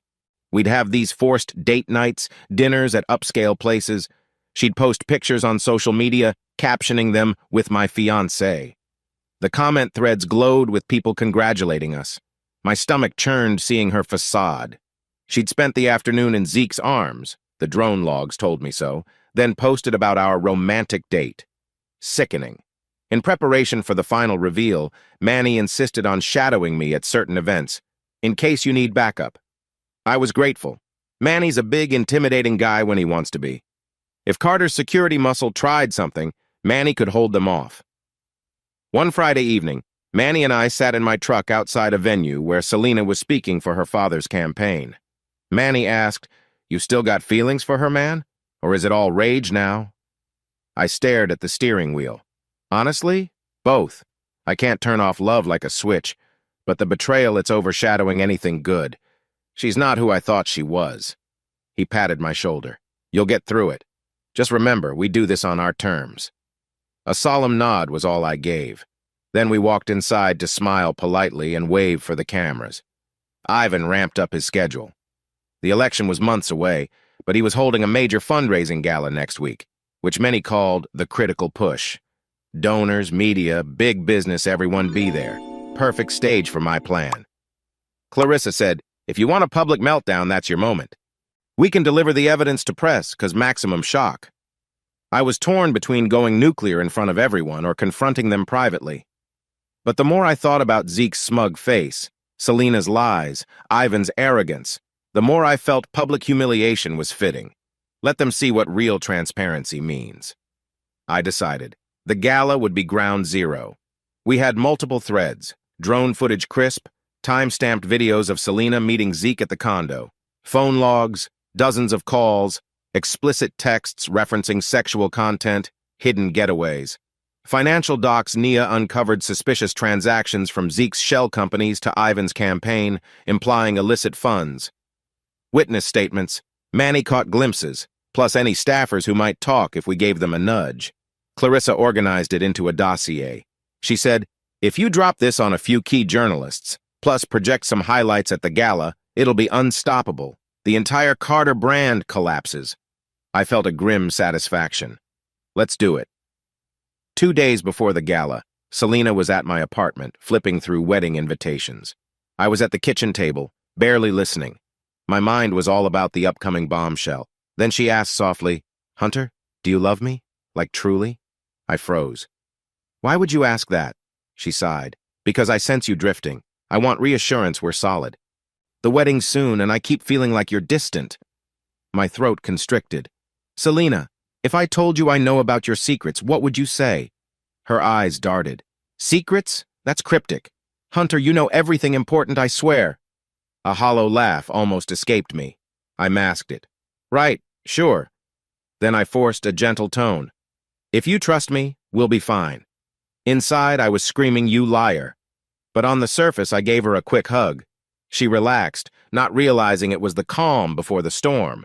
That same evening, I got a text from an unknown number. How's the fiancé life, pal? I recognized the style. Zeke. Anger flared. I typed back, lose my number. He responded, easy now. Don't want Selena upset. See you at the gala, buddy. I nearly crushed my phone. He's rubbing it in. Fine. Let him. He had no idea the avalanche I was about to unleash. I saved the texts, adding them to the evidence pile. More nails in their coffin. The night before the gala, I was in my workshop when Senator Carter himself showed up unannounced. He strode in wearing a sharp suit, scanning my tools with mild contempt. I put down a drone part. Senator Carter, surprise visit? He gave a thin smile. Good evening, Hunter. I just wanted to discuss some concerns. We're so close to the wedding, but I hear you've been making inquiries. Snooping around campaign finances, questioning loyalty. That's unwise. My daughter's happiness is paramount. I matched his gaze. I care about Selena's happiness, too. He snorted. Then stop meddling. We'd hate for your little business expansions to stall, or for certain city contracts to vanish. Am I clear? A surge of defiance rose in me. You threatening me, sir? He stepped closer, glare icy. I'm cautioning you. Keep your head down, be a good fiancé. Don't pry into matters you can't handle. I felt my fists clench, but I forced a calm tone. We'll see, Senator. We'll see who can't handle what. His jaw tightened, but he turned on his heel and left. The moment the door slammed, I let out a shaky breath. He's obviously rattled. Good. Tomorrow I'd show him exactly how rattled he should be. The next day, gala day, Selena and I arrived together at the city's Grand Convention Hall. I wore a black suit, face set. She looked radiant in a flowing silver dress, smiling for the cameras. Zeke was present, schmoozing with donors. Ivan was in top form, making broad speeches about our bright future. The entire place bustled with media, local politicians, big donors. Perfect. I spotted Clarissa near the stage, discreetly distributing sealed envelopes to select reporters.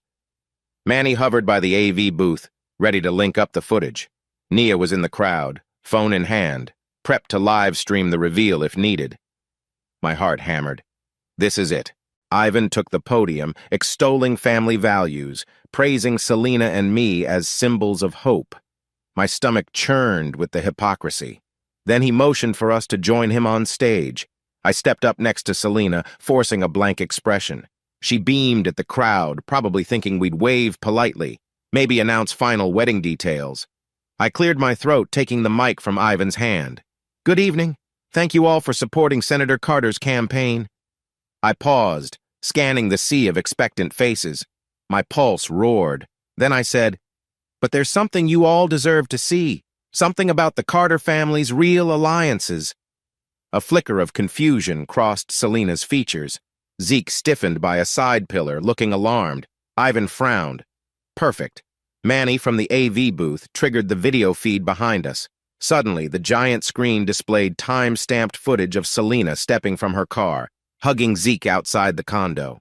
Another clip showed them kissing. Gasps spread across the crowd. Selena's eyes went huge. She reached for me, stammering, "Hunter, what the?" I jerked away. These images are recent. My fiancé and Zeke Novak, a major campaign donor, in a secret relationship. The crowd erupted in whispers, cameras flashing. Then Manny switched to the financial documents, each linking Zeke's funds to Ivan's campaign in suspicious increments. I raised my voice over the clamor. The Carter campaign built on corruption, nepotism, and an affair behind my back. Enough illusions. Chaos reigned. People yelled, reporters scrambled forward. Ivan lunged for the mic, furious, but I held my ground. Zeke tried to rush the stage, shouting, "Lies! This is staged!"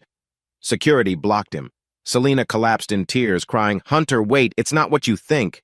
I glared at her, voice shaking with emotion. "No, it's exactly what I think. You betrayed me. This wedding is off." By then, Clarissa was handing flash drives to key reporters. Manny cut the lights momentarily to display more incriminating images. The entire gala descended into bedlam. Ivan roared at me, "You son of a—" While FBI agents, tipped off by Clarissa, stepped in to question him. Donors fled. The press swarmed like sharks smelling blood. I gave Selena one last look, her face streaked with mascara, sobbing. Part of me felt a pang of heartbreak, but the bigger part felt righteous fury. She'd chosen this path. Then, ignoring her pleas, I walked off the stage, Manny, Nia, and Clarissa at my side. Cameras flashed. My heart hammered, but I felt strangely lighter. In one swift blow, I'd torched the Carter Empire, and I was free. I've replayed that gala scene in my head 100 times, my voice echoing through the microphone, the giant screen exposing Selena's affair, the horrified gasps of the crowd, the cameras flashing like an assault of tiny strobe grenades.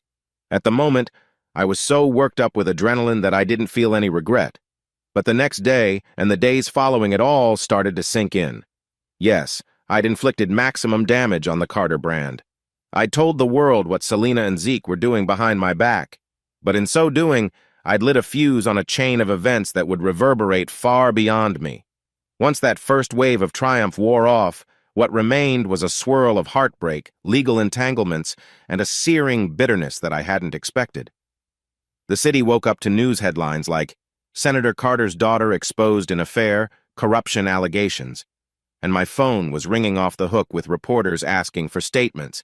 If I learned anything from that fiasco, it was, be careful what you wish for. Sometimes, vengeance doesn't just scorch your enemy, it sets your own world on fire, too. The morning after the gala, I was holed up in my workshop. It was early, maybe 6 a.m. I hadn't slept, still wearing the same wrinkled suit pants and a shirt I'd changed into. Manny crashed on my couch upstairs, and Nia had gone home around 3 a.m. after helping me salvage some of the videos from the event. My phone chimed nonstop with missed calls. The city's biggest local station, WTXG, wanted an on-camera interview. Another station texted me, "We'll pay for exclusives." Some staffer from a national cable news channel even reached out. It was dizzying.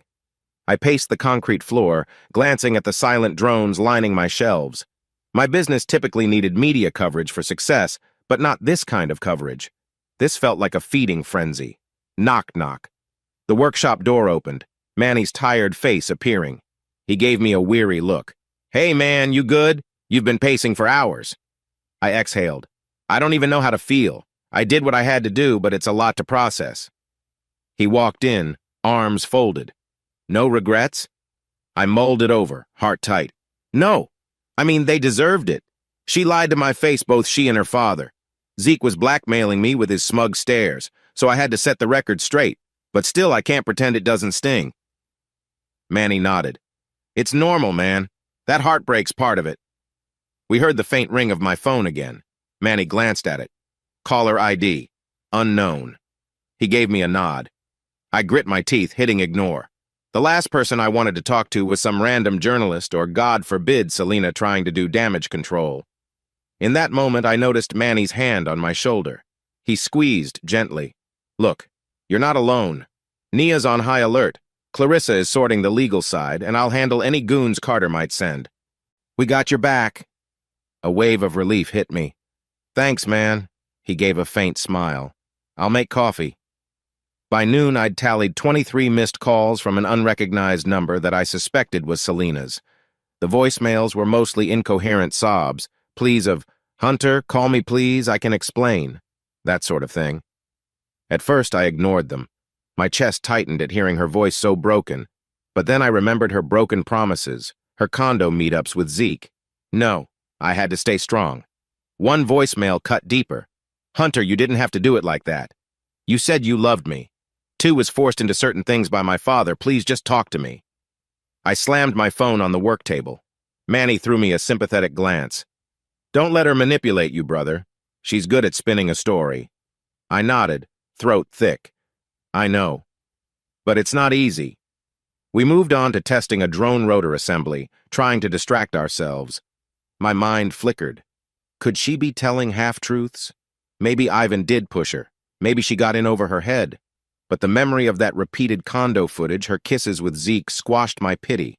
If she had wanted out, she had plenty of chances. She never once told me. Later that afternoon, Clarissa showed up unannounced, stepping into the workshop in a crisp blouse and slacks. Her expression a mix of business and concern. "We need to talk," she said, giving Manny a nod. Manny excused himself to check on something outside. Clarissa set a briefcase on my cluttered desk. "First off, media is going wild. Some are calling it the biggest local scandal in decades. Your name is all over, but so is Carter's alleged corruption. The FBI and a couple state agencies are investigating him and Zeke, thanks to your evidence." I rubbed my temples. "So I guess that's good. They can't hide behind hush money now." She nodded. "Yes, from a legal standpoint, you've done a public service. But that doesn't mean they're powerless. Word is, Carter's threatening a defamation lawsuit.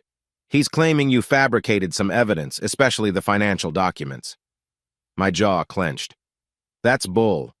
We had digital footprints, traceable wires, everything." Clarissa opened her briefcase, pulling out some paperwork. "I know. He's bluffing. But we should be prepared for a legal fight. Also, regarding your personal situation with Selena since you never officially married, you're not going through a standard divorce. But there's that engagement contract plus the family's prenuptial agreement. Are you trying to recoup anything or just done?" I stared at the floor. "I'm done, Clarissa. I don't want a dime from them. I only want them out of my life." She exhaled. "Fair enough. If you want to finalize a separation of assets or a lawsuit claiming emotional damages, I can help. But it might prolong your exposure, or we can keep it simple. Cut ties, let them drown in their own scandal." I closed my eyes briefly. I pictured the swirl of news coverage continuing for months if I engaged them in a big legal battle. "Let's keep it simple. I won't sue for emotional damages. Carter can't force me to marry Selena, obviously. We sever it all." Clarissa smoothed her jacket. "Understood. Just realize they might try to spin the narrative that you faked some of the videos out of spite or blackmail. Keep your backups. Stay vigilant." I clenched my hands. "I will." Before leaving, she gave me a kind look. "You sure you're holding up okay?" A lump caught in my throat. "I'll manage." She patted my arm. "You did what you had to do. Don't forget that." That night, Nia came by with takeout. We sat on the floor in my small living room, eating lo mein from cardboard boxes. She let me vent about the swirling media circus, the reporters hounding me. She even flagged a nasty rumor on some local gossip blog claiming I had staged the affair footage using lookalikes. Ridiculous. She said softly, "I know it's tough, but you're not alone. I'm here, Manny's here, Clarissa's on it. You did an important thing." I stared into my noodles. It's just, I never expected to feel so hollow afterward. I always pictured revenge as satisfying. Right now, it's more like a bomb went off. And I'm standing in the rubble. Nia wrapped an arm around my shoulders. "That's normal, especially if a piece of you still cared about Selena. Doesn't make you weak, just human." A tear slid down my cheek before I could stop it. I quickly brushed it away, swallowing hard. She didn't comment, just squeezed my arm reassuringly. In that moment, a wave of gratitude for Nia washed over me. Without her, Manny, Clarissa, I'd be lost. In the following days, Manny grew hypervigilant. He insisted on walking me to my truck or workshop in case any Carter security tried something. He installed an extra camera by the workshop door. He also borrowed one of our mini drones to do quick perimeter scans at night. One afternoon, I found him messing with the drone's camera feed. I asked, "Expecting trouble?" He shrugged grimly. Carter might try intimidation. He hates losing, especially losing face in public. I thought of Ivan's vow, how he cornered me in my workshop pergola. That man was capable of threatening me. Now he was publicly disgraced, possibly indicted soon. That made him extra dangerous. Manny's caution felt warranted. Over the next week, Selena's calls kept coming. I never answered. She left voicemails, some tearful, some angry, each about how I didn't understand the pressure or how she loved me but had to keep the donor happy. She tried to shift blame onto her father, claiming Zeke was forced on her. I listened once, just to confirm her story. She said, "My dad told me I had to get close to Zeke for campaign funds or he'd cut me off. I was trapped, Hunter. I never wanted to hurt you." But forced or not, she still cheated. She never told me, never asked for help. The phone logs showed explicit, almost flirtatious texts with Zeke. That was more than just fatherly pressure. So I hit delete, ignoring the pang in my chest. Then one day, she physically showed up at my workshop's front door. Manny was there, blocking her.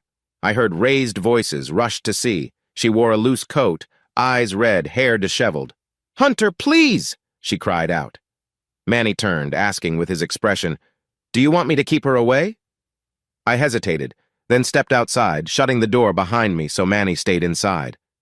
My heart hammered. She looked at me, tears streaking her face. "Hunter, oh God, I'm so sorry." She made a move as if to hug me. I stepped back. "Don't," I said hoarsely. "You have no right." She whimpered. "Please listen. My father threatened me. Zeke was forcing me to keep up appearances. I thought you'd never find out. I was trapped. I messed up so bad. I love you." Rage flared. "You don't get to say that word. You think love means sneaking around behind my back?" My voice rose despite my attempt to stay calm. She sobbed, mascara running. I know it's unforgivable. But you could have confronted me privately. Why humiliate me in front of everyone?" My stomach churned. "You humiliated me first. Publicly, you paraded around as my fiancé while hooking up with that scumbag. Don't you dare make yourself the victim." She covered her face, crying. "Ivan told me if I didn't keep Zeke happy, the campaign would fail. He said you'd never understand." "I was a coward. I should have told you, but I was scared to lose you." I scoffed. "Well, you lost me anyway. And now your father can deal with the fallout. I'm done." She reached out, her fingertips grazing my sleeve. "I never stopped caring about you. We can talk. Fix this." I jerked my arm away. "It's over, Selena. The wedding's off. The evidence is out. End of story." My eyes stung, but I refused to let tears show. Her shoulders slumped. "I have nothing left. Dad won't even talk to me. Zeke's threatened to leak more dirt if I don't defend him. I'm lost." A flicker of pity touched me, but I hardened. "That's your mess. You made your bed with them. Don't expect me to bail you out." She bowed her head, tears dropping to the pavement. "I guess goodbye, then." I said nothing, just watched her turn and shuffle away. As I re-entered the workshop, Manny gave me a concerned look. I slumped against the wall, exhaling shakily. Another piece of my heart just died, but it was necessary. 2 days later, a local news anchor posted an anonymous tip that Zeke Novak was planning to release a statement refuting the entire adulterous claims. Possibly he would accuse me of forging the footage. This escalated tension. If the public was uncertain, it could spin either way. Clarissa reassured me, "We can easily prove the authenticity of the drone videos. We have raw data, timestamps, geotags." She paused. "Still, be prepared for a smear campaign. Zeke's the type to fling mud." Sure enough, a week after the gala, he held a press conference. Manny and I watched on a laptop.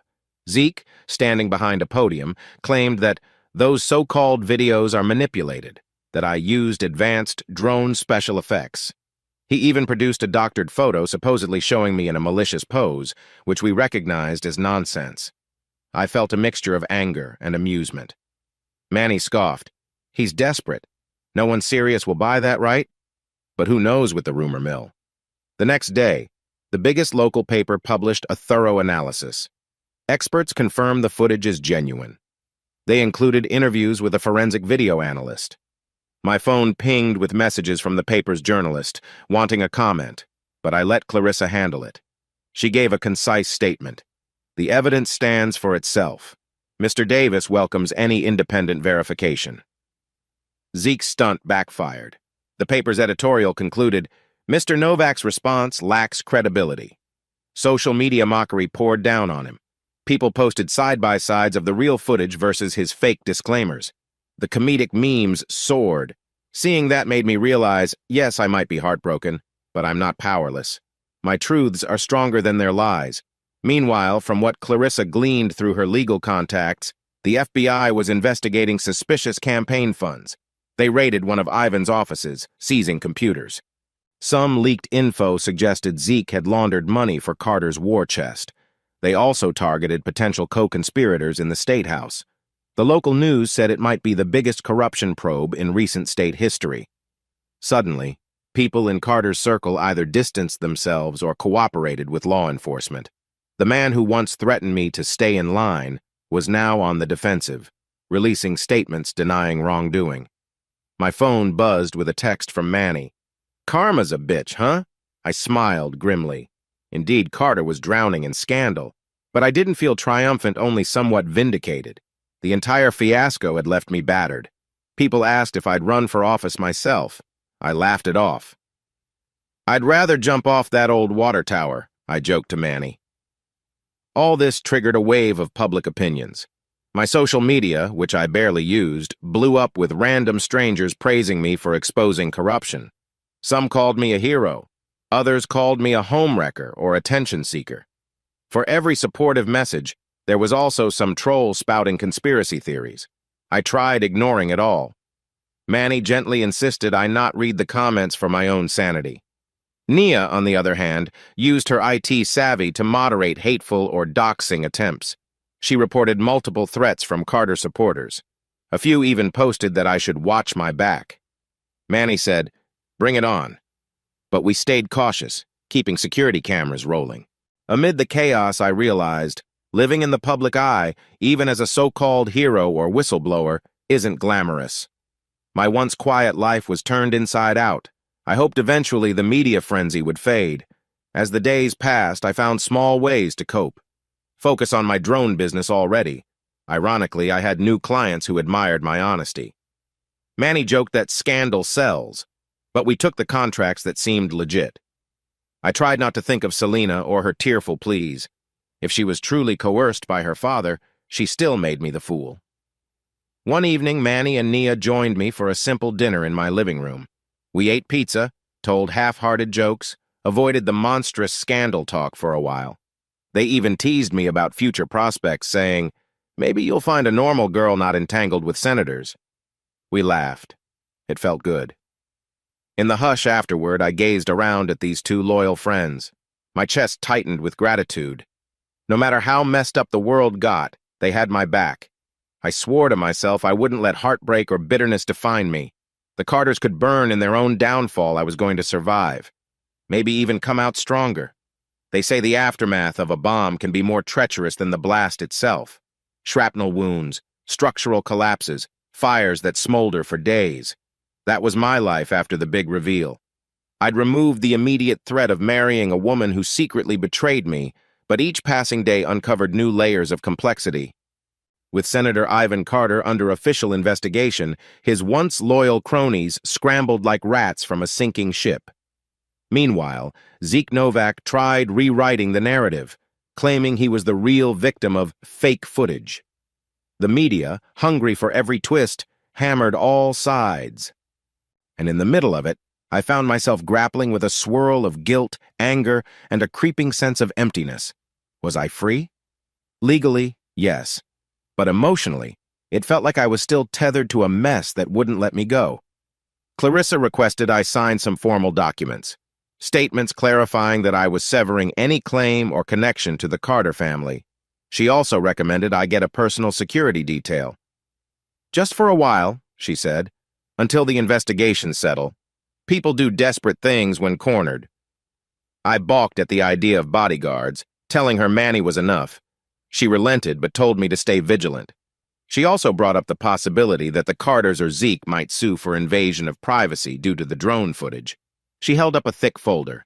"Don't worry, I have your back. We'll assert it was justified under the circumstances, and the condo's exterior wasn't private property. But be prepared for them to try." I scoffed, shaking my head. "Let them. The truth is on my side." Clarissa nodded. "Indeed, but the legal system can be a slog. They might do it just to harass you, tie you up in court." I exhaled, rubbing my temples. "I'll handle it. If they want to keep fighting, I won't back down." Not long after, Manny had a run-in with two men in suits who staked out near the workshop. He spotted them loitering across the street in a black SUV. Manny, being the ex-military guy, walked right over and asked if they needed directions. They gave him a line about waiting for someone. Manny politely informed them he was calling the police unless they left. One of them, a bald man with a thick neck, smirked and said, "We're private investigators for Mr. Carter. We have a right to public space." Manny's fists clenched. "You also have a right to keep your face intact, so get lost." They eventually drove off, but Manny relayed the event to me. "They might be trying to dig up dirt on you or intimidate. We'll be ready." I thanked him, though inwardly my stomach churned. Carter playing dirty wasn't new, but I was tired of it. This man was still a state senator, though calls for his resignation grew louder. My only solace was the knowledge that if they tried anything truly illegal, Clarissa and the FBI scrutiny might pounce. A local tabloid site posted a short video of Selena on their steps, evidently cornered by a paparazzo. She was in tears, talking about how she never meant to hurt Hunter, that she was used as a pawn. The snippet ended with her saying, "I still care about him. I wish we could talk." I watched that clip with Manny and Nia. Manny shook his head. "Seems like she's playing victim." Nia bit her lip. She might genuinely feel remorse, but it doesn't undo the betrayal. I found it surreal to watch her cry on camera, a pit in my stomach. Maybe she was forced. Maybe not. Either way, the path was set. She'd chosen deception over honesty. You can't unring that bell. Ironically, my drone business soared. The scandal made me something of a local folk hero, the man who bravely exposed corruption.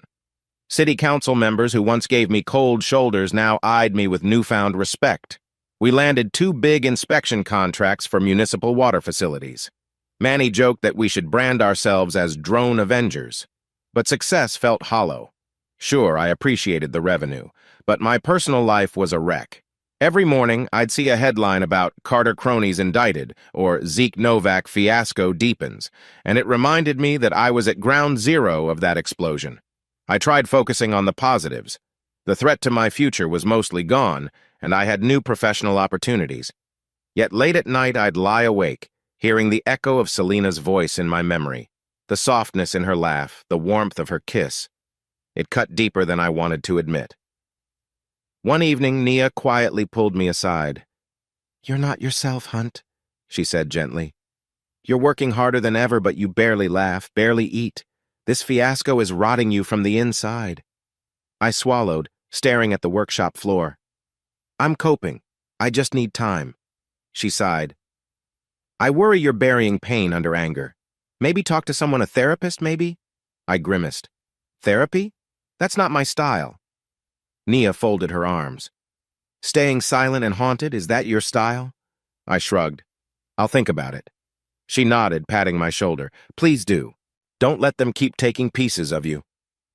Her words stayed with me. Maybe I was half a wreck. But acknowledging it felt like opening a wound. I told myself once the investigations concluded, once Carter was behind bars or disgraced, I'd move on. Until then, I'd hold steady. One afternoon, Manny told me, "There's a lady at the door asking for you. Says she's Selena's aunt." I blinked, recalling Regina Carter from the engagement party. She'd offered to be an ally. Was she still loyal to Ivan or not? Manny let her in with caution. Regina was a slight, middle-aged woman with a sad smile. "Hello, Hunter. I hope I'm not intruding. I'd like to talk, if you have a moment." We sat in the small office. Manny lingered in the background, arms crossed, watchful. Regina began quietly. "I just wanted to say I'm sorry for everything Selena put you through. I know she's a grown woman responsible for her actions, but she's also been under Ivan's thumb since birth. I studied her face, searching for hidden motives. I appreciate your words, but it doesn't change what happened. She nodded. True. I'm not here to excuse her, just to, well, I want you to know that not everyone in the Carter family agrees with Ivan. I suspect he orchestrated much of Selena's involvement with that Novak scumbag. He's done it before pushing her into relationships for political favor. My stomach twisted. That's messed up. She never told me any of it, though. She lied to me. Regina's eyes glistened. I know, and she regrets it bitterly. Though that might be too little, too late. She's in a dark place, living in a small apartment, avoiding paparazzi. Meanwhile, Ivan's ignoring her calls. He's blaming her for the scandal. She's essentially cut off from the family trust. A swirl of conflicting emotions rose in me. Pity, anger, sadness. I'm sorry she's hurting, but I can't fix that. Regina leaned forward. I understand. I just wanted you to know Selena was never malicious. She was misguided, fearful, trapped. You have every right to hate her, but maybe in time you can find some closure. She does care for you. I remained silent for a moment, then said quietly, Thanks for letting me know, but I'm not sure what good it does now. She placed a gentle hand on mine. Closure can be slow. Anyway, I'll go. Take care, Hunter. She left, leaving me shaken. Manny asked if I was okay. I just sighed. I don't know, man. As the FBI investigation deepened, public tension soared. News vans surrounded the state capitol. Protesters demanded Carter resign. He refused, citing due process. The rumor mill churned about possible arrests of his top aides. Zeke Novak was rumored to be negotiating a plea deal if he testified against Carter. Every day, I half expected to see headlines. Carter arrested. But it hadn't happened yet. Clarissa explained that the feds sometimes took months to build a rock-solid case. In the meantime, some Carter loyalists framed me as a troublemaker, or even part of a conspiracy from the opposition party. I had no political affiliation, I was just a drone guy. This tension spilled into random street encounters. Manny told me a few times he overheard people trashing me in bars, calling me a pawn for the rival campaign. But ironically, some from the rival side tried to recruit me as a spokesperson for clean politics. I refused. I want no more politics in my life, I told them.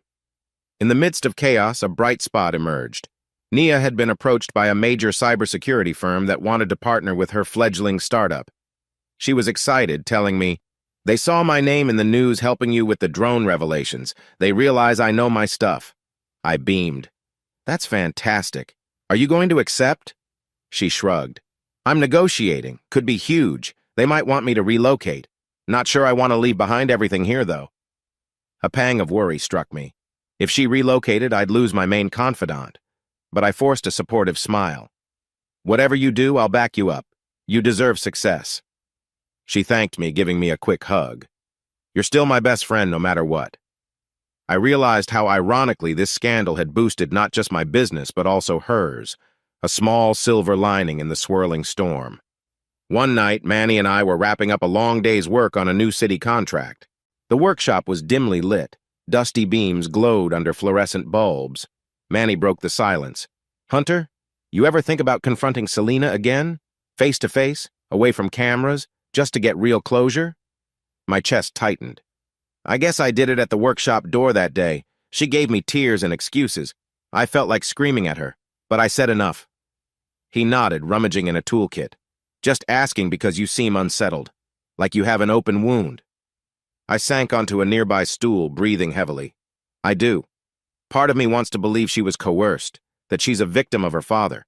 Another part knows she still chose to cheat. Real victims might ask for help, not keep lying. I rubbed my face.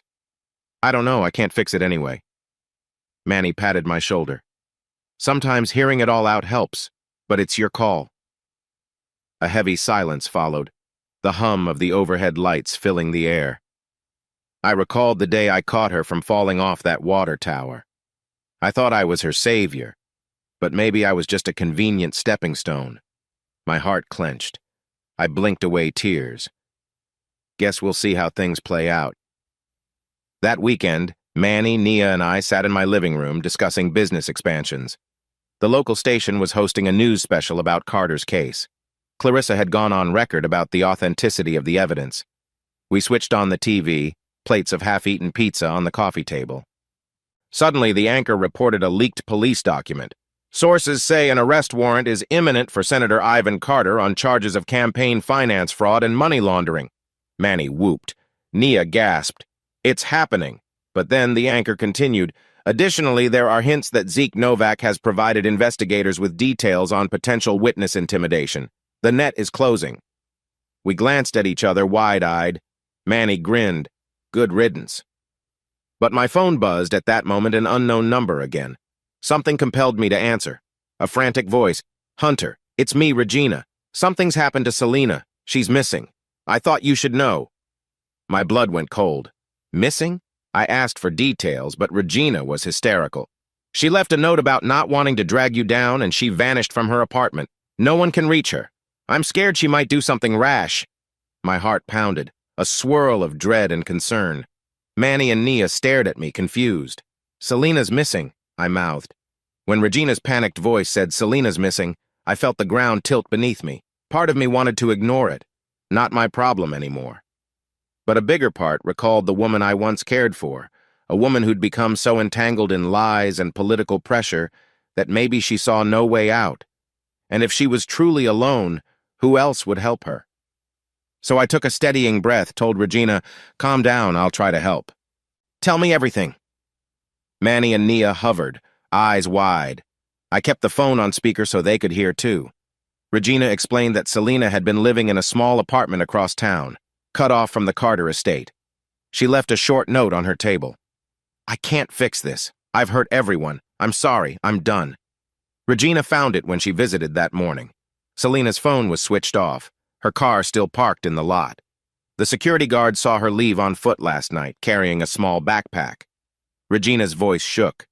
She's depressed, humiliated, Hunter. I fear she might, God forbid, hurt herself or vanish for good. I have no idea where she'd go. My mind raced. She have any close friends? Relatives she'd crash with? She's been ostracized, Hunter. People see her as the cheating daughter of a disgraced senator. She's told me many times she feels worthless. Regina's voice broke. Manny frowned.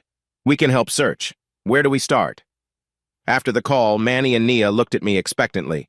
I slumped on the sofa, hands clasped. I have no obligation to her. She lied, she cheated. But I don't want her dead. I can't let that happen.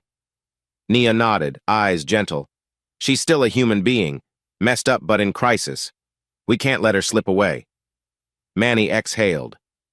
Exactly. Let's find her. Ensure she's safe. Doesn't mean you forgive everything. Just means you're not letting tragedy strike. I rose, rubbing the back of my neck. All right, let's do it. Regina's checking the usual places. We can approach it systematically. We can't just call the cops with a note she's an adult, not a missing child, so we handle it ourselves for now. Nia suggested using phone locating tech, but Selena's phone was off. Manny said, we can do old-fashioned detective work. Think about spots meaningful to her, maybe the water tower, or the beach resort you visited, or Carter's estate if she wanted to confront her dad. I swallowed, remembering the water tower ironically being the start of everything. Would she revisit that place in despair? The idea chilled me. If she's suicidal, returning to the scene of near-death? I told Manny, we'll check the tower first. He grabbed his keys. I'll drive. We hit the road with Manny behind the wheel, me scanning the horizon, mind swirling with worry and leftover anger. The water tower site was still half under repair. We arrived mid-afternoon, the sky overcast, wind rattling the chain-link fence. Manny and I hopped out, hearts pounding. If she'd come here to replicate that fall, we circled around. The site was locked, with a sign that read, Restricted City Renovation. Manny pulled on the chain lock. Still locked. No sign of forced entry. He shook his head. No footprints in the dirt either. Relief washed over me. She wasn't here. We drove to a few more symbolic places. The beach resort where we had that short honeymoon test, the cafe we frequented. No sign of her. The hours ticked by, tension building. I updated Regina, she had nothing new. Police wouldn't label her missing yet. Finally, Manny and I parked by a random viewpoint near the city's river. I stared at the water gloomily. She might be anywhere. She might have hopped a bus out of state or gone to some motel. Manny put a hand on my shoulder. We'll keep looking. Let's check her old college campus or something. Just then, my phone pinged. It was Regina again, frantic. Ivan's estate caretaker says she might be at their lakeside cabin. She used to go there as a child. Could you try? I exchanged glances with Manny. A Carter cabin, huh? That's remote. Let's do it. Night was falling as we navigated winding roads to a private lake area, about an hour from town.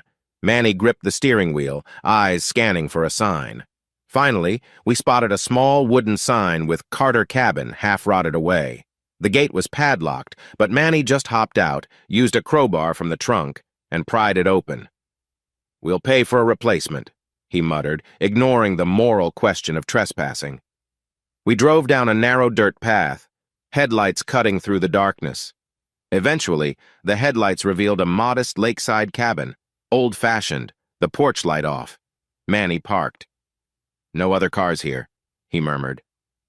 We carefully approached, hearts pounding. Manny had a flashlight, shining it across the porch. No movement inside. Hello?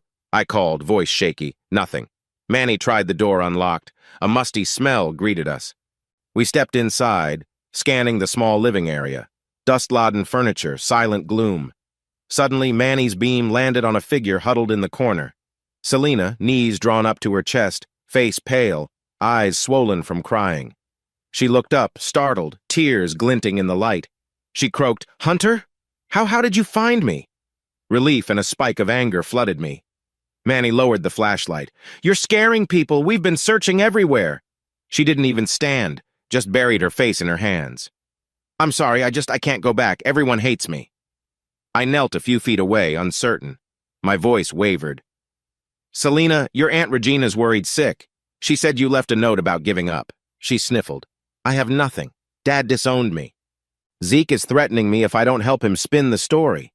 The media calls me a cheating whore. And you hate me. I destroyed our future." Hearing her broken voice tugged at my chest. Manny hovered behind me, letting me handle it. I took a steady breath. "I can't pretend I'm not angry, but I don't want you to hurt yourself. That's not the answer." She exhaled a shuddering breath. "I've considered it. Jumping in the lake, letting it all end. Then I realized how cowardly that is, but I have nowhere else to go, so I just sat here." For a moment we were silent. My heart pounded with a chaotic swirl of pity, anger, sorrow.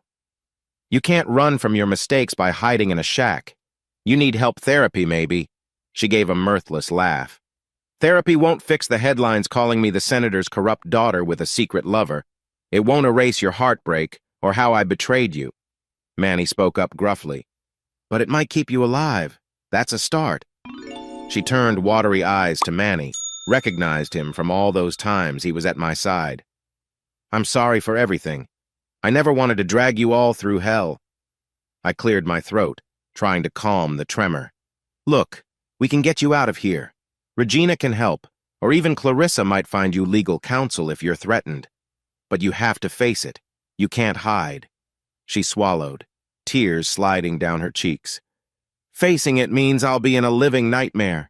But maybe that's better than dying alone." I gave a small nod. "Come on, let's get you out of the dark. Manny, help me get her in the car." The drive back was tense. Selena sat in the back seat with a blanket Manny found in the trunk. She stared out the window, occasionally sniffling. I kept glancing at her reflection in the rearview mirror, torn between heartbreak and frustration. Manny said nothing, focusing on the winding road. Finally, Selena broke the silence. "You have every right to never forgive me." I gave a short nod. "Yeah, I do. But I can't let you self-destruct. That doesn't solve anything." She let out a trembling exhale. "I appreciate that. More than you know." I forced myself to keep my tone neutral. "Once we get to civilization, we'll call Regina, or maybe Clarissa, see if we can get you somewhere safe."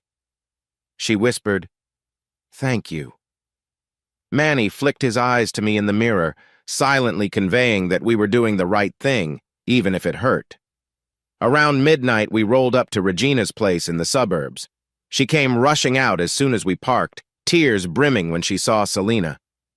"Oh, my baby, I've been worried sick." She hugged Selena, who looked fragile as a ghost. I hung back, Manny next to me. Regina turned, gratitude shining. "Hunter, I can't thank you enough." I shoved my hands in my pockets. "Just look after her, okay?" Selena raised her eyes to me, lips quivering. She opened her mouth like she wanted to say something profound, but only managed, "Thank you for not giving up on me tonight." My voice stuck. "Get some rest. Regina, we'll follow up tomorrow." With that, Manny and I headed back to the truck, hearts heavy. As we pulled away, Manny finally said softly, "You did the right thing." I leaned my head back on the seat, eyes closing. Doesn't feel good, but yeah, letting her drown in that cabin wouldn't fix anything. I barely slept that night. The next morning, Nia came over with coffee. She'd heard the rundown from Manny. "So, how do you feel now that Selena's safe?" I shrugged wearily. Relieved in some way, but also it reopens wounds. She's out of my life for a reason. Now she's reappeared like a wounded deer. I can't just ignore her, but I also can't trust her. Nia nodded sympathetically. "You can keep your boundaries. You helped prevent a tragedy, that's all. Doesn't mean you're reconciling or anything." I sighed. "I guess so. Part of me wishes she'd just vanish to another state, let me heal. Another part is glad she's not harming herself. It's complicated." Nia placed a gentle hand on my shoulder. "Complicated is normal in heartbreak. Take it day by day." Word spread that Selena Carter had a nervous breakdown. A tabloid published photos of her looking disheveled, swirling rumors that she tried to harm herself but was rescued by her ex-fiance. Manny showed me the headline, bristling. "Damn vultures. They'll spin anything." We gave no official statement. Clarissa advised us to remain silent. The narrative played out in the press. Some sympathized with Selena, calling her a pawn in her father's game. Others vilified her more, saying she only turned suicidal because she got caught. Meanwhile, Carter himself was too busy fending off corruption charges to do a fatherly rescue. In my gut, I recognized we'd stepped into another wave of drama. But at least Selena was under Regina's care, presumably out of immediate danger. A few days later, Regina texted me. "Selena is stable. She wants to apologize properly. No pressure, but if you'd consider a brief meeting," I stared at my phone, dread mixing with reluctant curiosity. Manny and Nia said it was my call. Clarissa suggested a public place if I do meet to avoid misunderstandings. I couldn't decide. On one hand, seeing her again might dig the knife deeper into my heart. On the other, maybe hearing her raw truth would help me close this chapter. Finally, I replied, "Not yet. Need time." Regina responded graciously, "Understood. She'll wait." So I left it at that for now, focusing on my own life. Yet I felt the weight of that unresolved tension. Part of me suspected fate would push us together again before the dust finally settled. I once read that heartbreak and rage can form a twisted bond, fueling each other until you either burn alive or find a way to extinguish it. After rescuing Selena from her self-destructive spiral, I hovered at that crossroad. Keep feeding the fire of resentment or attempt some path toward closure. Meanwhile, the investigation into Ivan Carter and Zeke Novak thundered on, threatening new revelations at any moment. As for me, I busied myself with a series of city contracts, thanks to Manny's unwavering support and Nia's behind-the-scenes wizardry. My day-to-day involved drone flights over old bridges, scanning for cracks, and evenings spent organizing data. It was both a distraction and a lifeline routine that kept me from spiraling into the emotional vortex. But beneath that surface hum, I sensed a next phase approaching. We'd had the big public reveal, the near tragedy with Selena, the ongoing federal case. Something was about to break some final act in this drama. I just hoped I'd survive it with my soul intact. The first major shoe dropped about 2 weeks after we found Selena at the cabin. Headline: State Senator Ivan Carter, officially indicted on charges of money laundering fraud. Manny barged into my workshop that morning, phone in hand, reading the charges. They're saying he could face up to 20 years if convicted. This is big. I set down my drone controller, feeling a surge of complicated triumph. The man who threatened me, who orchestrated so many manipulations, was finally facing the law. "Well, guess he can't intimidate us from behind bars," I muttered. Clarissa phoned me soon after. "It's happening. He's out on bail, but trial might take months. They'll likely call you as a witness about those videos and texts, since it proves Carter's acceptance of Novak's funds. I inhaled deeply. I'll testify if needed. Let's bury him. Clarissa's tone was cautious. This will draw you back into the spotlight, but yes, if we want justice, we do it. That was the rub. To see Carter convicted, I'd have to stand in court, retell the humiliating saga, possibly face cross-examination from Carter's high-powered lawyers. Not pleasant. But I nodded. For justice. Manny overheard, gave me a thumbs up. No more fear. Let them come. Simultaneously, rumors swirled that Zeke Novak cut a plea deal. He'd turned over documents, email records implicating Carter in deeper crimes. In exchange, he might serve a reduced sentence. The cynic in me thought, typical rat. He helps rig the game, then flips to save his own skin. Nia gleaned from some leaked info that Zeke pinned a chunk of blame on Carter for pressuring him to funnel money. The media pointed out how Zeke's alleged affair with Selena might have sweetened the arrangement, a toxic stew of bribery and bedroom deals. I told Manny, if Zeke squeals, Carter's done. Manny grunted, good. Let them cannibalize each other. I recalled the time Zeke taunted me. Part of me wanted him to rot in jail, no deals. But at least if it puts Carter away, maybe it's worth it. Around that time, Selena made a brief statement on local TV apparently arranged by Regina. She appeared visibly shaken but more composed than before. She apologized for her role in the scandal, admitted an affair with Zeke, cited paternal pressure, and asked for privacy to heal. She didn't mention me by name, other than referencing the man I hurt deeply. I watched the segment with Manny, feeling numb. She wore a modest blouse, hair subdued. The anchor offered sympathy. She said she was seeking professional help and living quietly with her aunt. The comment sections online were mixed. Some said, she's lying, others said she's a victim. This city never lacked opinions. I was thankful she didn't drag me further into it. Manny said, maybe she's trying to salvage what's left of her life. I nodded, keeping silent. Fine, let her salvage. I'm done. Or so I told myself. Meanwhile, Nia was at a turning point. Her potential cybersecurity partnership firm gave a formal offer. A big contract that required relocating 2 hours away, near the state capital. She confided in me over dinner one night at a local bistro. They want me to help build a new team. The money's great. The tech is advanced. I forced a supportive smile. That's amazing. You deserve it. She bit her lip, eyes flicking downward.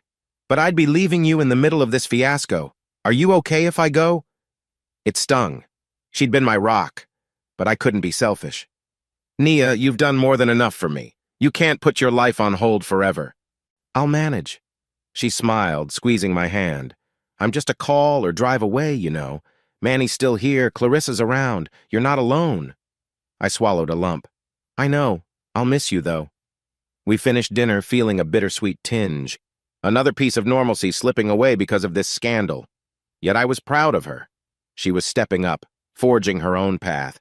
Maybe it was time I did the same. A week passed, overshadowed by legal developments. Manny and I finished an inspection job in the countryside. As we returned, I got a call from an unknown number. Bracing for more nonsense, I almost ignored it. But Manny said, take it. Might be the FBI or Clarissa.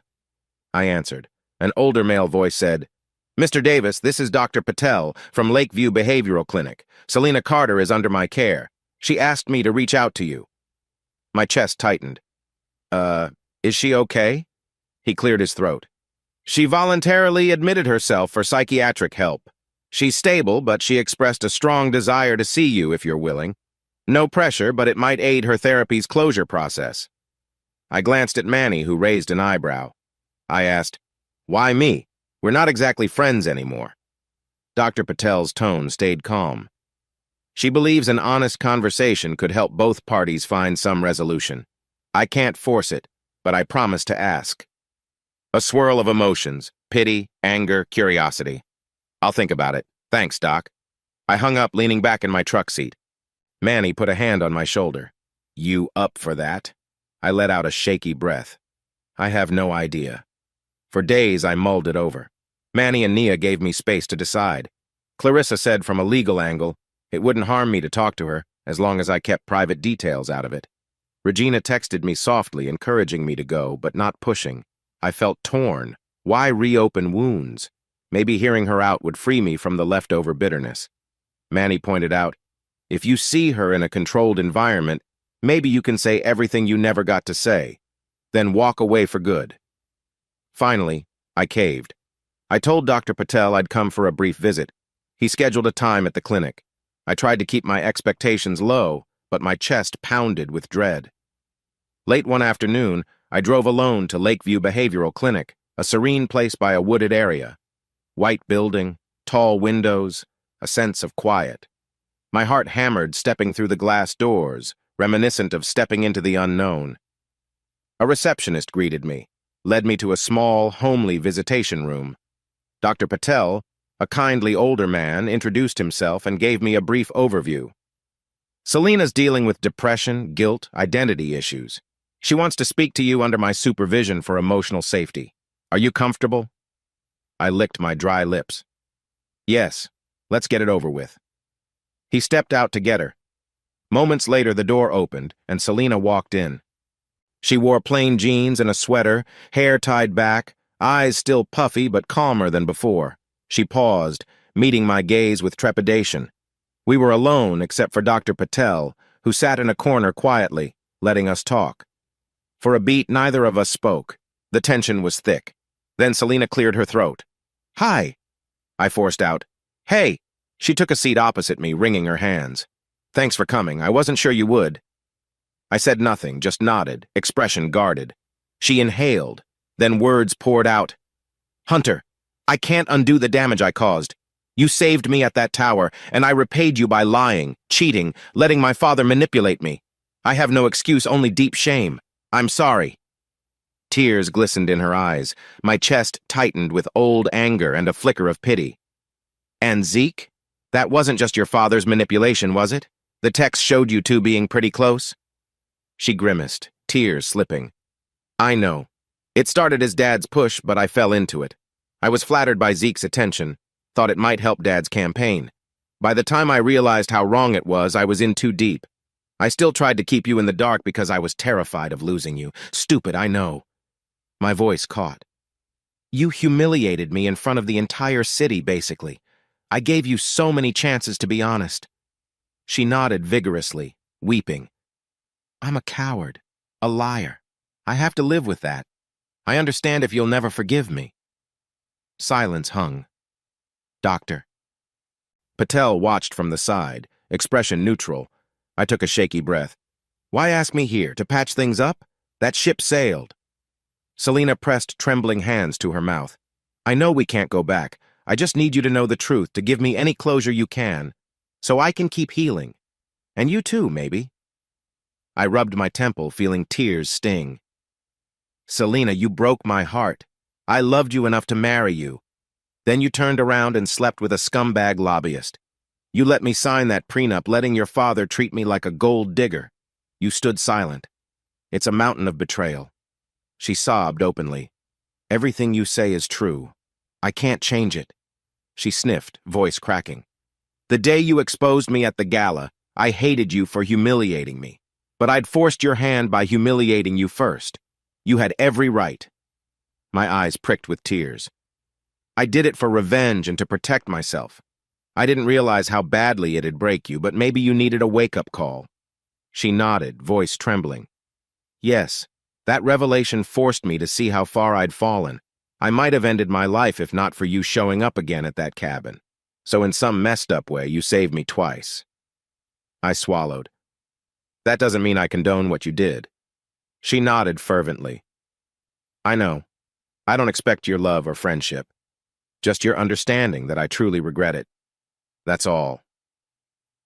We sat in silence for a moment, tears quietly falling from both our faces. Doctor. Patel cleared his throat gently. This has been intense. Are you both all right? Selena sniffled. I'm okay, she whispered, half-lie. Thank you, Hunter, for hearing me out. I mustered the last shred of composure. I accept your apology, but I can't pretend it undoes the hurt. I won't forget. But maybe I can move past the anger now. knowing you're seeking help." She gave a watery smile of gratitude.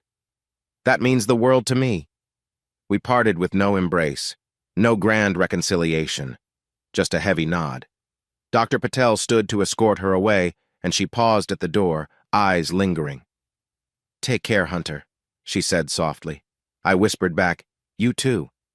Then she was gone, and I felt an odd mixture of sadness and relief.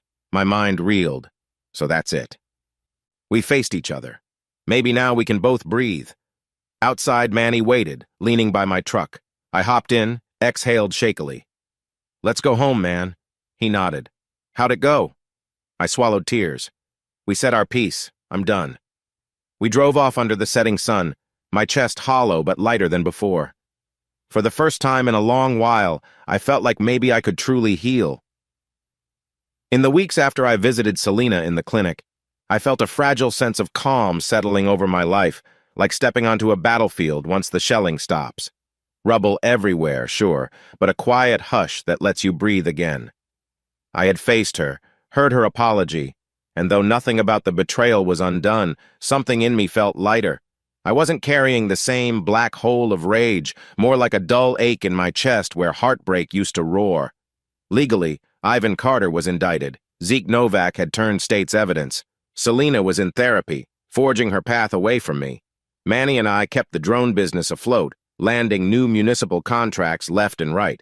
People still recognized me as the guy who exposed Senator Carter, but the media frenzy began to wane, replaced by fresh scandals from other corners of politics. Life marched on. Yet, as Manny liked to say, it ain't over till the gavel slams. The big fish Ivan hadn't stood trial yet. Zeke's testimony was rumored to be devastating. And I suspected the Carter family's final act would intersect with my life once more. But for the moment, I embraced the lull, gathering strength for whatever remained. Manny, Nia, remotely, and I had grown the drone company from a ragtag subcontractor crew to a well-regarded local firm with half a dozen part-time pilots and a backlog of city and county projects. Word of mouth soared after we'd proven both our competence and our moral stand. Clients seemed to trust a guy who wouldn't hide the truth. Nia was preparing to move 2 hours away for her new cybersecurity gig, but she still assisted us via remote networking. Manny oversaw day-to-day logistics, and I handled the engineering side, upgrading cameras, refining flight software, training the new hires. It was a good, honest hustle that kept me out in the open air, scanning roads, water towers, and bridges for cracks. Sometimes I wondered if that was poetic justice. After everything with Selena, I was scanning for cracks in real structures, ensuring stability where none had existed in my personal life. One mild morning, Manny and I stood on a hillside near an aging reservoir. I launched a drone while Manny operated a laptop analyzing structural scans. The sun rose behind us, painting the sky pink. He glanced my way. "How you holding up, boss?" I gave a half-smile. "Better. Not living in a swirl of hatred, at least. Nights are calmer." He nodded. "That's good. You deserve a break from all that drama." I exhaled, watching the drone buzz over the water. Yes, I thought, I do. That afternoon, after we wrapped the reservoir job, my phone lit up with Clarissa Hayes' name. We were used to talking about small details, some leftover legal queries about the Carters. This time, her tone was urgent. "Hunter, are you able to come by my office? I have important updates on the Carter trial." I frowned. "Sure. Manny and I can head there now." "Please do. I have transcripts from some depositions that might involve you." 10 minutes later, Manny dropped me off in front of Clarissa's modest law office downtown. She met me in the reception area, wearing a serious expression, beckoning me into her private room. Stacks of folders lined her desk. She tapped a binder. "Ivan Carter's defense team is pushing a narrative that Zeke Novak was the mastermind, while the senator was unaware of the illicit funds. They also plan to call you as a witness to question the authenticity of your drone footage. They're basically going to try to discredit you." I sank into a chair, jaw clenching. I expected they'd come after me. The footage was proven genuine. Clarissa sighed. "Yes, but their strategy might be to sow doubt about your motivations. Claim you had a vendetta after Selena's betrayal. They'll rummage through everything, from your personal finances to your relationships with Manny and Nia. They might even suggest you manipulated data for revenge. My chest tightened. So basically, they'll drag me through the mud. She nodded, sympathy in her gaze. Yes, but we've got strong evidence. The FBI labs verified your recordings. Just be prepared for personal attacks in the courtroom. The trial starts in about 2 weeks. I raked my hand through my hair, cursing under my breath. Okay, let's do what's needed. If it helps nail Carter, I'll testify. Clarissa gave a reassuring nod. We'll walk you through it, but brace yourself, this will be intense. I left her office with a swirl of anxiety. Manny, waiting in the truck, read my expression. We're going to war again, huh? I exhaled. Looks like it. Another round in the ring. Sure enough, the next day, a man in a crisp suit served me official papers at the workshop. A subpoena requiring me to appear in court as a witness in State v. Ivan Carter. Manny glowered at the process server, but I accepted the envelope politely, my stomach sinking. The date was set for 2 weeks from now. I texted Clarissa a photo of the subpoena. She confirmed we were good to go. For the next few days, Manny and I tried focusing on drone jobs, but the looming trial overshadowed everything. Nia, now in the midst of her transition to the new city, hopped on calls to help. We compiled every piece of raw footage, every timestamp, every chain of custody doc, building a bulletproof account of how I'd captured and stored the videos that exposed Selena's affair and the Carter corruption. Manny double-checked. We had to ensure not a single detail was left questionable. Late one night, I rewatched a snippet of that scandalous footage. Selena stepping out of her car, Zeke approaching. My throat constricted. I used to love that woman, I thought, pained. Then I closed the file. Enough. The city buzzed with anticipation for the trial. Carter still refused to resign from the Senate seat, even though he'd been stripped of key committee assignments. Rumor said many staffers resigned. Protesters occasionally gathered outside the Capitol with signs reading "Lock him up" or "No more Carter family crooks." Local news interviewed me by phone about the significance of your evidence. On Clarissa's advice, I answered politely but minimally. I captured footage revealing wrongdoing. It's now in the hands of the justice system. That's it. No drama. Enough theatrics had happened at the gala. Meanwhile, Selena stayed out of the public eye, presumably focusing on therapy. Regina texted me occasionally saying Selena was stable, quietly anxious about her father's trial. I didn't ask for details. She offered them anyway. Selena might also be called as a witness, so she's trying to maintain her composure. I felt a stab of sympathy. Being forced to testify against her own father, or possibly confirm the bribery details with Zeke. Rough. But that was out of my hands. Manny reminded me, we do our job. Let them handle their own chaos. Right. One gray afternoon, Manny and I stepped out of the workshop to grab lunch. We found a sleek black sedan idling on the curb. The rear window slid down, and there sat Ivan Carter, expression grim. He looked older, stress lining his once imposing face, but his gaze still burned with defiance. Manny tensed, stepping protectively in front of me. Carter beckoned me closer. Against Manny's protest, I took a step toward the car. Carter spoke in a low hiss. "Davis, you had your fun. You ruined my daughter's life, humiliated my family. Now you plan to bury me in court?" My jaw clenched. "You buried yourself. Don't blame me for exposing it," he sneered. "Don't play righteous. You used my daughter's vulnerability to stage your big moment. If you had any decency, you'd recant. Say you forged the videos like a confession for leniency." I laughed bitterly. "You want me to lie about forging the truth so you can walk free? That's insane." His eyes flashed with desperation. "I can still make your life miserable, Davis. I have connections. If you go through with your testimony, I'll ensure every city contract you hold disappears. You'll be blacklisted." Anger flared in me. Manny stepped forward, face dark. I held him back with a hand. Leaning toward Carter, I said calmly, "Do your worst. I'm done living in fear. The truth stands, and you're out of time." Carter's lip curled. "You think you're invincible? You're a tiny drone operator. I'm a senator." I stared him down. "Soon to be ex-senator, hopefully." Then I turned away, Manny glowering at him. The sedan sped off. My heart pounded. Manny exhaled. "Bastard's cornered. He's lashing out." "Yeah," I muttered. "Let him. The net's closing anyway." But adrenaline rattled me. reminding me that a caged animal can still bite. That night, I sat alone in my small living room, nursing a lukewarm beer, mind replaying Carter's threat. My phone pinged a text from Clarissa. "Don't worry about job blacklisting. The city stands behind you and the FBI will keep him under scrutiny. Stay safe." I typed back, "Thanks. I'll be ready." I realized we'd come full circle from the day I first met Selena. All that time, I'd tried to avoid being swallowed by Carter's political machine, yet here I was, the final witness in the biggest scandal of his career. Part of me felt a flicker of pity for him. Imagine your entire empire crumbling. But mostly, I felt an unwavering conviction. You can't manipulate your way out of justice forever. I set down the beer. Enough brooding. Manny and I had an early drone flight tomorrow. Life somehow marched on even if the trial loomed like a thundercloud. Over dinner a couple nights before the trial, Manny invited me to his house. His wife, Jennifer, made a hearty chili, and I got to see Manny's teenage son, Jared, working on a robotics kit. Manny, in jeans and a shirt, looked content at home, a side of him I rarely witnessed. After dinner, we sat on the back porch under string lights.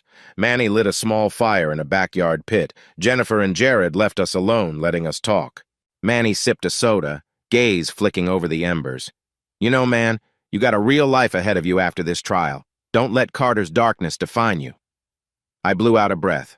"I'll try. Sometimes I worry the scandal is all people see." He shrugged. "People forget faster than you think. Another scandal will pop up and they'll move on. Meanwhile, you got a thriving business. You can find love again, someone not tangled in politics." I forced a small smile. "Yeah, maybe. Hard to imagine trusting anyone so easily now." Manny patted my shoulder. "Give it time. Healing is slow, but it happens. You're a good dude with a big heart. Don't let the bitterness close you off forever." Warmth seeped into my chest. Manny rarely got sappy, but I appreciated the sentiment. "Thanks. Means a lot." We watched the fire crackle quietly, thinking about how sometimes the hardest battles aren't fought in public, but within the heart. In the early hours of the morning, I jerked awake, drenched in sweat. A vivid nightmare had assaulted me. I dreamed I was back at the water tower, Selena falling again, me trying to catch her, but my arms turned to lead, and she plummeted into darkness. I woke up gasping. For the first time in months, the image shook me deeply. Why now? Possibly because the trial was near, dredging up every painful memory. I sat on the edge of my bed, running a hand through my damp hair. I half wished Nia was still living nearby. She'd calm me, or Manny, or even Selena, but that was ironically twisted. Eventually, I grabbed a glass of water, forcing my thoughts to quiet. I reminded myself, she's safe in therapy. You did your part. She's not your responsibility anymore. Then I sank back into a troubled sleep. Clarissa set a final meeting 2 days before the trial. I arrived with Manny. Nia joined via video call from her new place. Clarissa explained the outline. Prosecutors would call me to authenticate the drone footage, logs, and explain how I discovered the corruption. Defense would try to poke holes in my credibility or claim I was motivated by revenge. I'd have to remain calm, answer truthfully, not rise to bait or speculation. We sat around Clarissa's tidy conference table. Manny spoke up. "We've got all the data in original unedited form. Should be ironclad."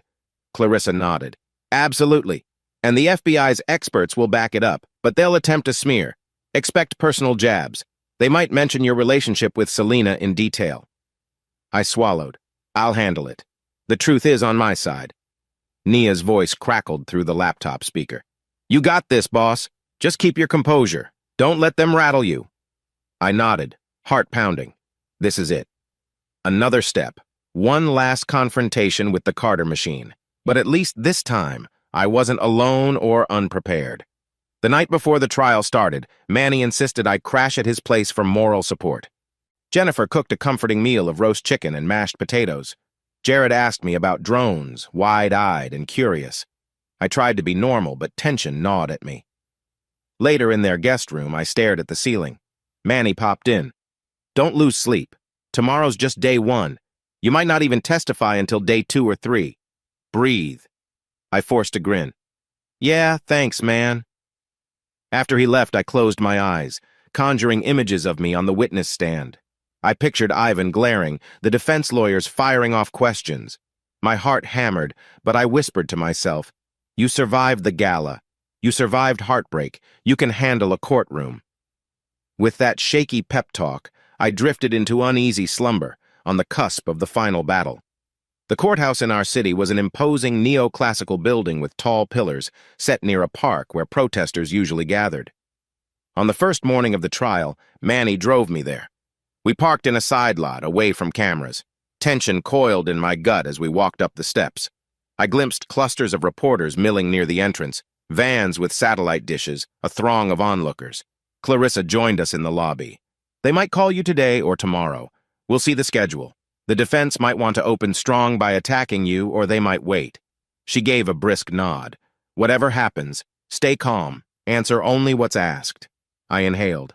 "Got it." We stepped into the grand hallway, its marble floors echoing our footsteps. I spied a flash of cameras outside the tinted glass doors. Manny hovered at my side, scanning for trouble. We found seats in a quiet corner, waiting. Half an hour later, we entered courtroom 2B, rows of benches, the judge's bench up front. Ivan Carter, wearing a sharp suit, sat at the defense table with his high-powered lawyers. I noticed him casting me a quick, venomous look. On the prosecution side sat a team of state attorneys. Zeke Novak was absent for now, presumably waiting in witness quarters. I settled in behind the prosecution bench. Manny took a seat at the back, arms crossed protectively. Clarissa sat near me, whispering last-minute reminders. My heart hammered. This was it. Judge Meredith Hall, a stern woman with graying hair, gave a curt greeting and reminded everyone this was a criminal trial for campaign finance fraud, money laundering, conspiracy. The lead prosecutor, Miss Dawson, rose to deliver the state's opening remarks. She painted a picture of Ivan Carter orchestrating a network of secret donations, aided by Zeke Novak, to bolster his political ambitions illegally. She mentioned how a key turning point was the exposure of hidden alliances through incontrovertible evidence from a private citizen's recordings. She didn't name me outright, but it was implied. Then Carter's defense lawyer, a tall man named Robert Lennox, gave his opening statement. He claimed Carter was a victim of unscrupulous donors and pinned blame on Zeke for forging financial documents.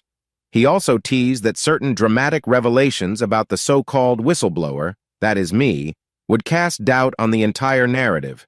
My pulse quickened. Clarissa shot me a reassuring glance. "Don't worry." With the stage set, the trial began. The prosecution called a series of minor witnesses first. A campaign accountant who testified about suspicious transactions, a staffer who overheard Carter ordering hush money. Each piece layered the puzzle. I listened, trying not to fidget. Manny occasionally patted my arm, silently saying, "Hang in there." Late that afternoon, the prosecution signaled they'd call me the next day.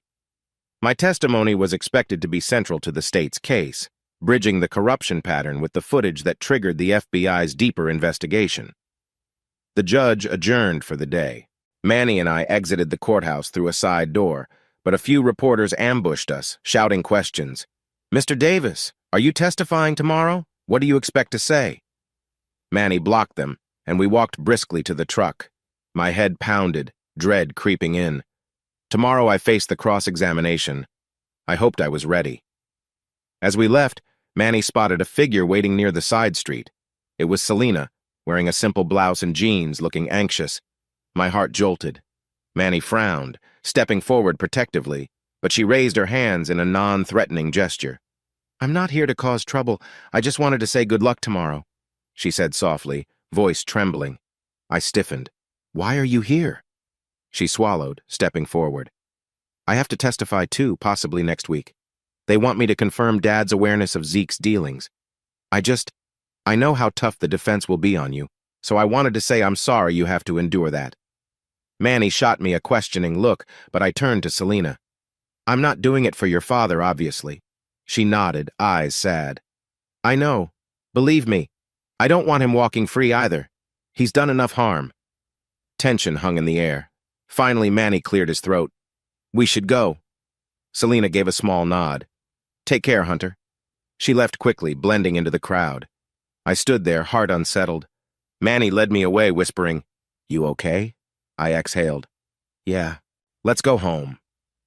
That evening, Clarissa called me to rehearse possible lines of questioning.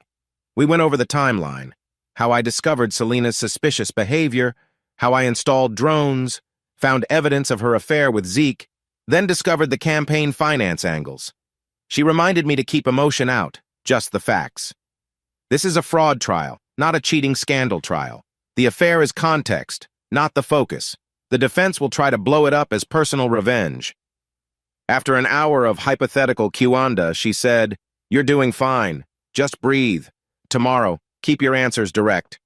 I hung up, feeling both exhausted and determined. Manny offered a fist bump. "You got this." I tried to sleep early, but nightmares lingered again. Flashes of the gala, cameras, Carter's sneer, the locked cabin with Selena curled in a corner. I woke drenched in sweat around 3 a.m., stared at the ceiling until dawn, reminding myself I had to finish this. Day 2 of the trial. Manny and I arrived early, Clarissa meeting us.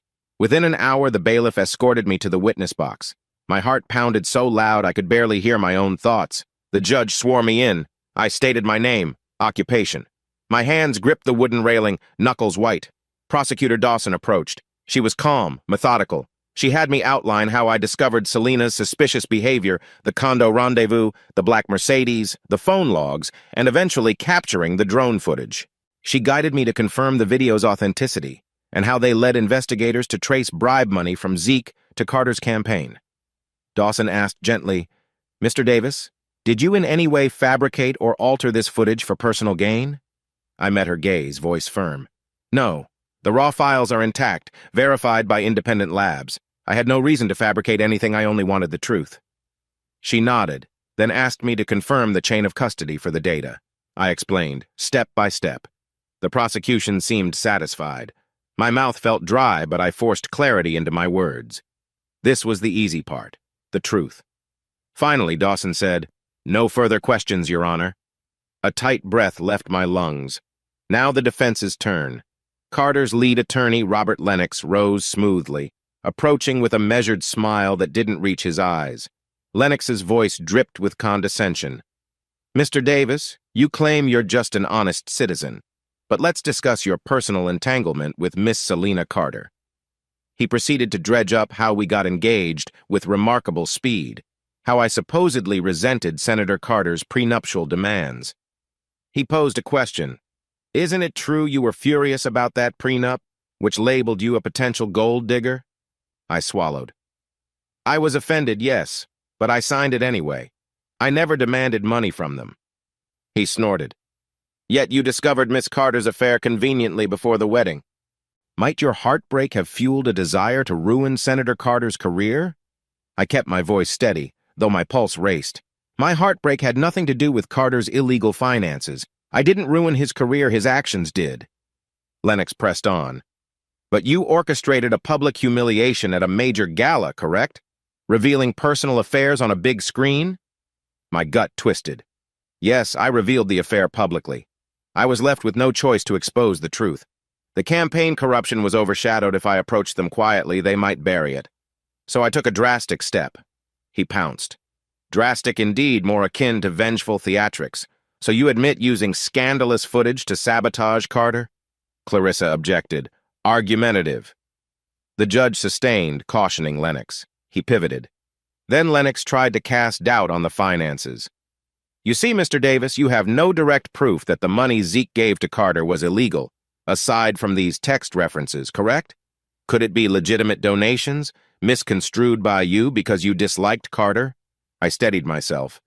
"The FBI's found evidence of money laundering, not me. I just provided the footage that sparked deeper investigation." He huffed. "But you admit your main impetus was personal betrayal, correct?" I glared slightly. "My impetus was discovering wrongdoing that impacted me personally, yes. That doesn't invalidate the authenticity of the evidence." He tried a few more rhetorical jabs. I answered plainly, resisting the urge to snap. The judge had to warn him twice about leading questions. Eventually, he finished with a flourish. "We maintain that Mr. Davis's obsession with payback taints his credibility. No further questions." I sat there, adrenaline coursing, face hot. The judge dismissed me. I stepped down, ignoring Carter's icy stare. Manny caught my eye, nodded approvingly. You did fine. The next break, Manny and Clarissa joined me in a side hallway. Clarissa patted my arm. Good job. You stayed calm. They tried the revenge angle, but I think you handled it well. The prosecution will reinforce the forensic data anyway. I leaned against the wall, breath shaky. I hated every minute. Felt like they put my heartbreak on trial. Manny's hand on my shoulder was reassuring. But you didn't lose your cool. That's a win. We left the courthouse for lunch, news cameras swirling. A reporter yelled, "Mr. Davis, how did cross-examination go?"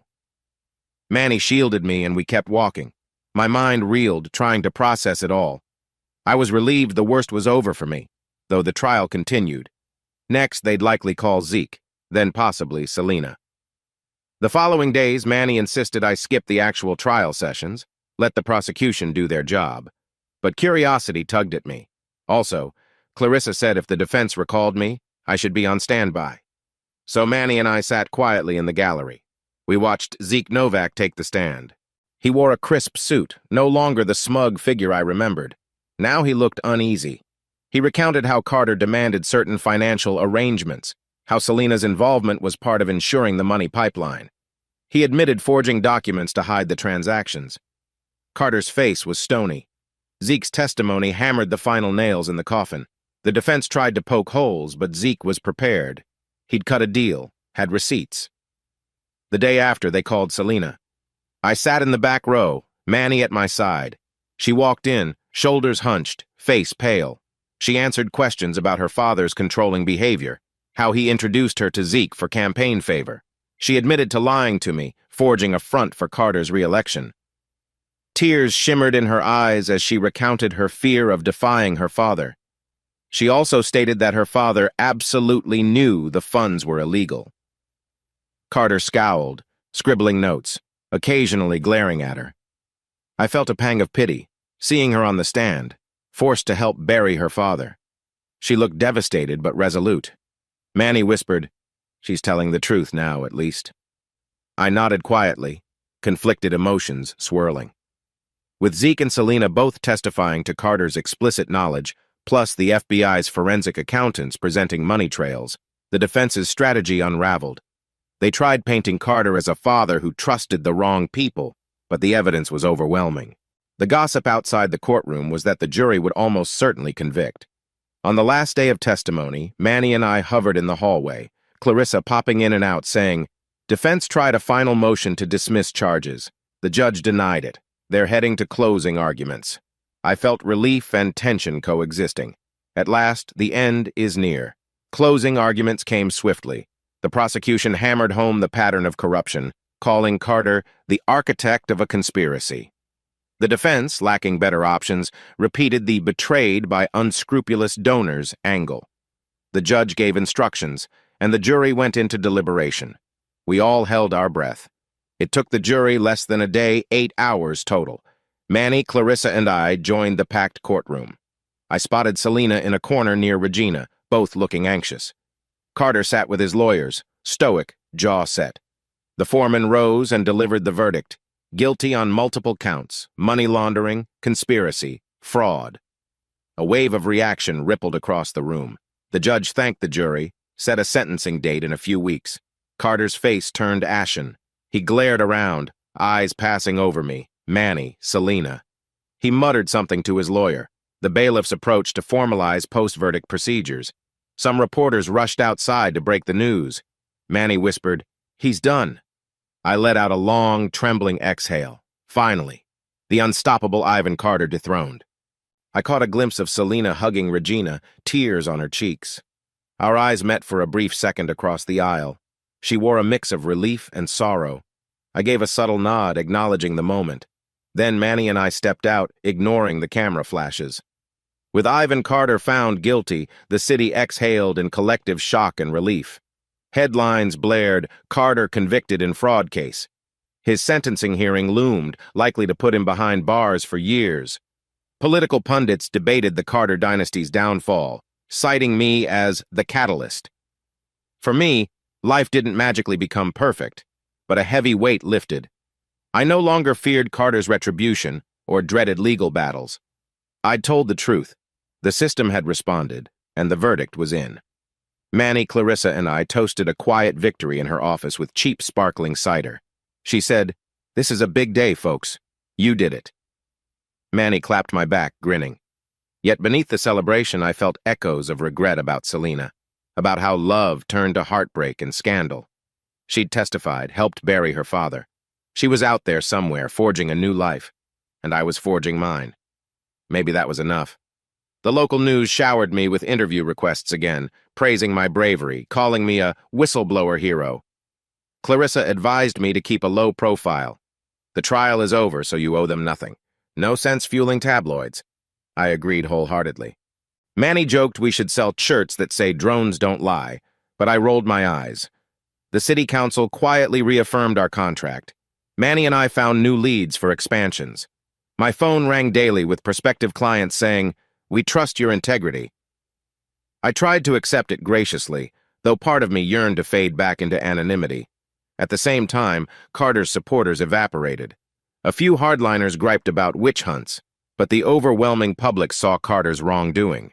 Zeke's reputation was equally ruined. He faced sentencing too, albeit lighter due to cooperation. The era of Carter's political empire ended with a whimper. Good riddance. Regina called me a week after the verdict, her tone cautious. "Hunter, I just wanted you to know Selena left the clinic. She's staying with me temporarily, focusing on therapy and applying for jobs. She's calmer." I thanked her for the update, not sure if I wanted these details. Regina added, "She's asked me to pass along that she's thankful for your testimony.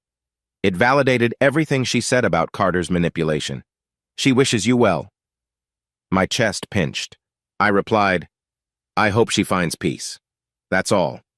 Regina said goodbye, sounding relieved I wasn't hostile. After the call, Manny found me pensive. "Selena updates?" he guessed. I nodded. "She's out, trying to rebuild." He gave me a half smile. "That's probably good. Maybe you can close that chapter." A few days later, Manny surprised me with a big announcement. "I'm thinking of stepping back from day-to-day operations." We were in the workshop, reviewing new job orders. I blinked. "Wait, what? You're leaving?" He chuckled. "Not leaving entirely, just wanting less day-to-day stress. Maybe part-time consulting. I've got family stuff. Jared's going to college soon, and I want to be around." A pang of panic hit me. "But you're my right-hand man. The business is half you." He patted my shoulder. "You can run it just fine. We can hire a couple managers. I'll still do special ops if you need me, but I want to scale back." I swallowed. "If that's what you want, I'll support it. You've earned it." Inwardly, I felt a swirl of sadness, but also acceptance. Manny had guided me through the darkest storms. Maybe now that things were calmer, he deserved a break. We decided to set up a search for a new operations manager. Manny said he'd stay until we found a suitable candidate. Another sign that life was moving forward, whether I was ready or not. Nia, who had moved for her cybersecurity contract, made a surprise weekend visit. She breezed into the workshop with an excited grin. "I have the best news. My new team's a success, so I negotiated remote flexibility. I can come here once a month or you can come visit me." She gave me a friendly hug. "I missed you, boss." I laughed, heart lifted. "Missed you too, tech wizard." Manny joined in, and the three of us ended up grabbing lunch at our old favorite diner. Over burgers, Nia asked me how I felt now that the trial ended. I shrugged. Relieved, mostly. Still dealing with the aftermath, but it's a weight off my chest. She nodded. "And Selena? Any contact?" I fiddled with my fry. "Not really, except Regina calling occasionally. She's apparently out of the clinic, living low-key. I'm not sure I want more details." Nia squeezed my forearm. "That's fair. You've done your part. Let her find her path." We lingered, joking about Manny wanting partial retirement, about new drone upgrades. For the first time in ages, our conversation wasn't overshadowed by scandal or heartbreak. It felt normal. I realized how starved I was for normalcy. One evening, I got home from the workshop to find a plain envelope in my mailbox. No return address. Inside was a handwritten note. "Hunter, I owe you my life, twice over. I know I can't fix the past, but I want you to know I'm truly striving to become a better person away from Dad's shadow. If you ever want to talk, or if there's anything I can do to repay your kindness, here's my new phone number. If not, I understand. Selena. My hands trembled reading it. Manny, flipping through some receipts, noticed. You okay? I handed him the note. He read it silently. So she's reaching out again. What do you want? I swallowed, heart tight. I don't know. Part of me says let it lie. Another part feels maybe I can at least keep the door open to civility. He shrugged. You do what feels right in your gut. There's no script for heartbreak. I tucked the note away. I'm not ready to call, but I won't toss it either. Soon after, the sentencing hearing for Ivan Carter arrived. Clarissa and I attended, wanting closure. Manny came too. We sat in the same courtroom, watching Carter in shackles for the first time, no expensive suit, just a prison uniform. He looked deflated, a shadow of the once powerful senator. The judge hammered him with a 7-year prison term for the main charges, plus restitution fines. Gasps echoed. Carter's jaw clenched, but he said nothing. No apology to the public or acknowledgement of guilt. The judge gave him a moment to speak if he wanted. He simply stared down, lips pressed tight. I felt neither pity nor triumph, just a solemn acceptance that justice had been served. Manny later said, 7 years might be short for all that scamming, but at least he's behind bars. I nodded. It's enough. Let him rot in disgrace. Outside the courthouse, cameras flashed. People asked me for a comment about Carter's prison sentence. I just said, justice is done. I have no further statement. Clarissa shielded me from more questions, ushering us away. Manny muttered, that's that. The final nail in the coffin. I exhaled, a swirl of conflicting emotions, relief that Carter was gone, sadness for the wreckage left behind. Selena, I thought, must be devastated on some level. She did help put him there, but he was still her father. Life can be cruel. We parted ways with Clarissa, Manny, and I heading to the truck. He asked quietly, feel better? I thought, then answered, yes, freed in a sense. Now maybe I can truly move on. Manny gave a thumbs up. The day was bright, a new chapter on the horizon. The next few days I oscillated between relief and emptiness. Without the looming threat, my daily routine felt aimless. Manny teased, we have a backlog of drone jobs, man. Where's your head? I forced a grin. Right, let's get to it. One afternoon, I found myself driving near the old water tower. The city had fully renovated it, fresh paint, new walkways.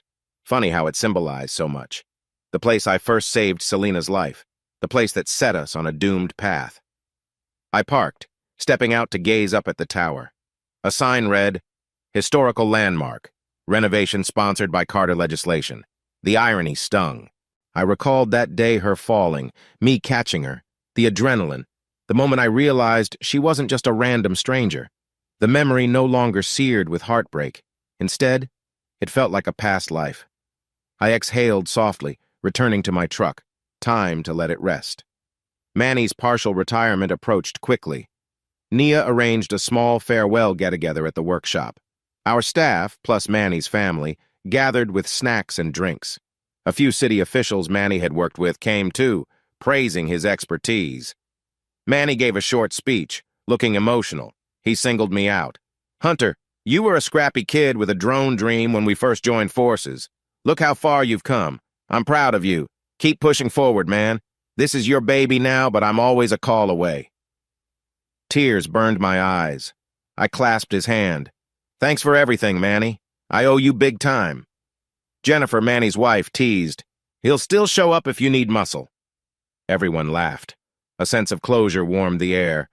Manny wasn't disappearing entirely, just stepping back, but it felt like the end of an era. Afterwards, Manny pulled me aside. Promise me one thing. Don't bury your heart in bitterness. You deserve love that's real. Don't be afraid to try again when you're ready. His words hung in the air. I nodded, voice tight. I promise. As Manny phased out, he urged me to take a break, too. You need a mental reset, he insisted. All you've done is hustle or face drama. So I decided on a short road trip to a scenic national park a few hours away. I invited Nia, but she was swamped at her new job. Manny said, Jen and I have a family event, but go yourself. Clear your head. You got managers who can handle the week's workload. So one morning I packed a bag, hopped in my truck, and set off. The highway stretched ahead, open sky above me. Part of me hoped to find a sense of peace or at least new perspectives. The Carter fiasco was behind me. Manny was stepping back. Nia had her own life. The future felt wide open, scary, but promising. I turned up the radio, letting the wind swirl. Time to see who I am without the weight of heartbreak or revenge. I pointed the truck toward the horizon, not sure what I'd find, but ready to discover. I used to think closure would arrive like a tidy package.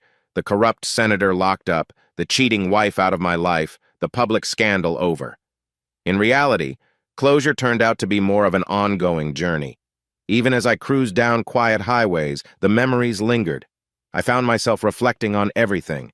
The day I saved Selena from that tower, the surreal engagement, the betrayal, the public reveal, the trial, Manny's guidance, Nia's unwavering loyalty. Each piece shaped who I'd become. I spent a week wandering scenic overlooks, hiking short trails. The monotony of nature, rustling pines, trickling streams, bird calls helped me process. I realized letting go wasn't about forgetting, but accepting that heartbreak was part of my story. Carter's downfall freed me from external threats, but emotional freedom had to come from within. On my third day, I sat at a rustic lodge's outdoor patio, sipping coffee, watching the sunset over a mountain ridge. A few other travelers chatted nearby. My phone buzzed with a text from one of our managers about a new contract. I typed a quick response. Approved, proceed. Then I resumed the quiet moment. An older couple at a nearby table struck up conversation. Where you from? I gave a casual, local city, run a drone inspection business. They found it fascinating, asked a million questions. Normally, a year ago, I'd have politely answered and moved on. But now, I found myself enjoying the small talk, remembering Manny's advice about not closing off. We ended up sharing stories. They mentioned they were retired teachers, traveling the parks. I realized this was the normalcy I'd craved, a random chat without politics or drama. Reassuring. That night, the lodge's rustic cabin room felt cozy. No TV, just a small lamp. I lay in bed, gazing at shadows. Thoughts drifted to Selena again. Not the scandal or heartbreak, but the fleeting good times. Her laugh when she teased me about being a drone nerd, the warmth of her presence at the beach resort, the sweet moments that made me fall in love. Despite everything, I recognized those moments were real. I whispered into the darkness, I forgive you, Selena, surprising myself. I didn't realize I was prepared to say that. But maybe forgiveness was more for me than her allowing me to stop carrying the burden of anger. A tear slid down my cheek, but it felt oddly cleansing. I pictured Manny's grin, Nia's comforting voice, the dusty corridor of the courthouse, Carter's hateful glare. Then the memory receded into stillness, letting me drift into restful sleep. On day 5 of my trip, I hiked a moderate trail, feeling the burn in my legs, the crisp mountain air in my lungs. When I reached a viewpoint, my phone buzzed with a call from an unknown number. Tired of ignoring calls, I answered. Hello? Regina's familiar voice came through, timid. Hunter, sorry to bother you. I hope you're well. Selena asked me to call. She'd like to see you, if that's at all possible. She wants to talk not about romance, just a conversation. My heart gave a thump. I'm out of town. What's it about? Regina sighed. She's found a counseling group that helps families of incarcerated individuals. She feels it would help to share some details with you, get your viewpoint. She says it's part of her healing, but she understands if you say no. I stared at the breathtaking valley below. Could I handle that? I'm not sure. I've made peace. I don't want to reopen old wounds. Regina's voice softened. I understand. No pressure. She's just hoping for honesty. She regrets so many lies. You can choose your time or no time at all. A swirl of thoughts. Let me finish my trip. I'll think about it. Regina thanked me gently. We hung up. I felt Manny's voice in my head. You do what your gut says. I resumed the hike, each step echoing the question, do I meet her once more? By day 7, I decided to head home. The workshop needed me. Manny was half retired, and if Selena was eager to talk, maybe I should at least see what she had to say. I drove the winding roads back, my mind calmer, heart steadier. The last vestiges of resentment had mostly drained away in the mountain air. Late that evening, Manny greeted me at the workshop with a grin. "You look less tense, man. Good trip?" I nodded. "Yeah, it helped me breathe." I told him about Regina's call. He gave a thoughtful shrug. "You can handle it.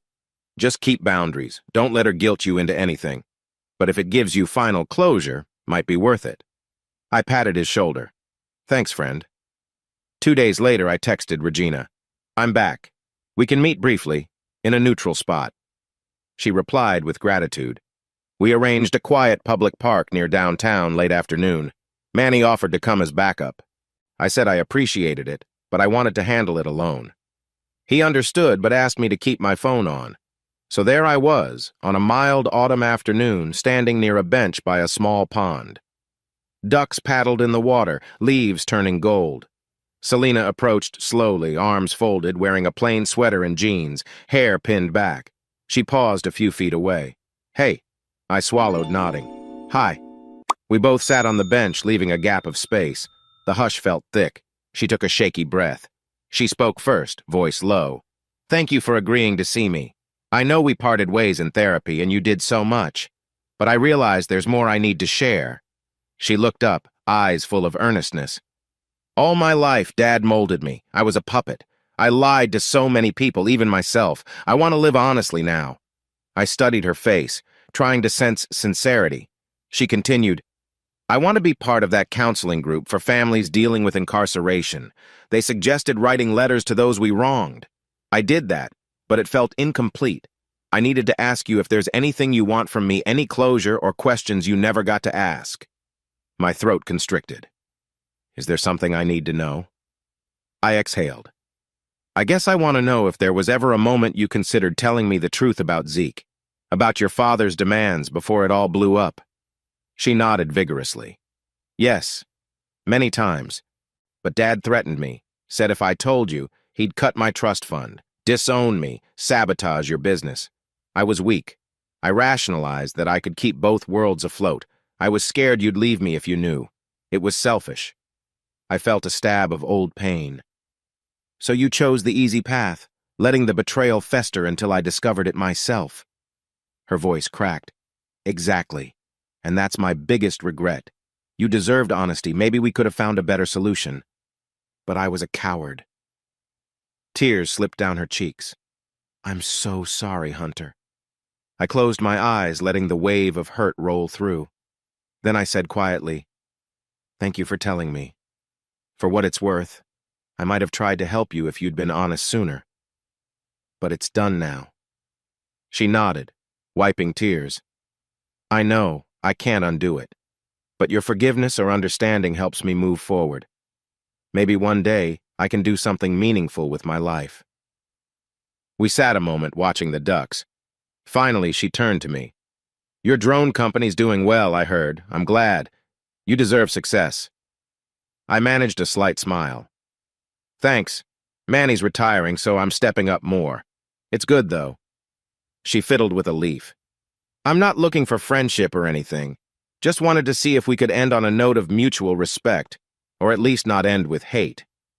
A swirling mix of emotions welled in me. "I don't hate you anymore. I did for a while.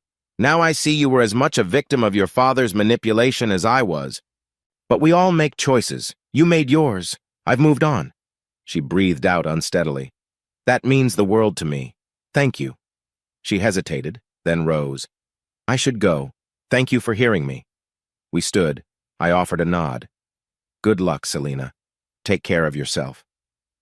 She gave a trembling smile, tears in her eyes, then walked away, autumn leaves crunching underfoot. I watched her go, no illusions of reuniting, no desire for further entanglement. Just a profound sense that we'd closed the final page of a dark chapter, both stepping into separate stories.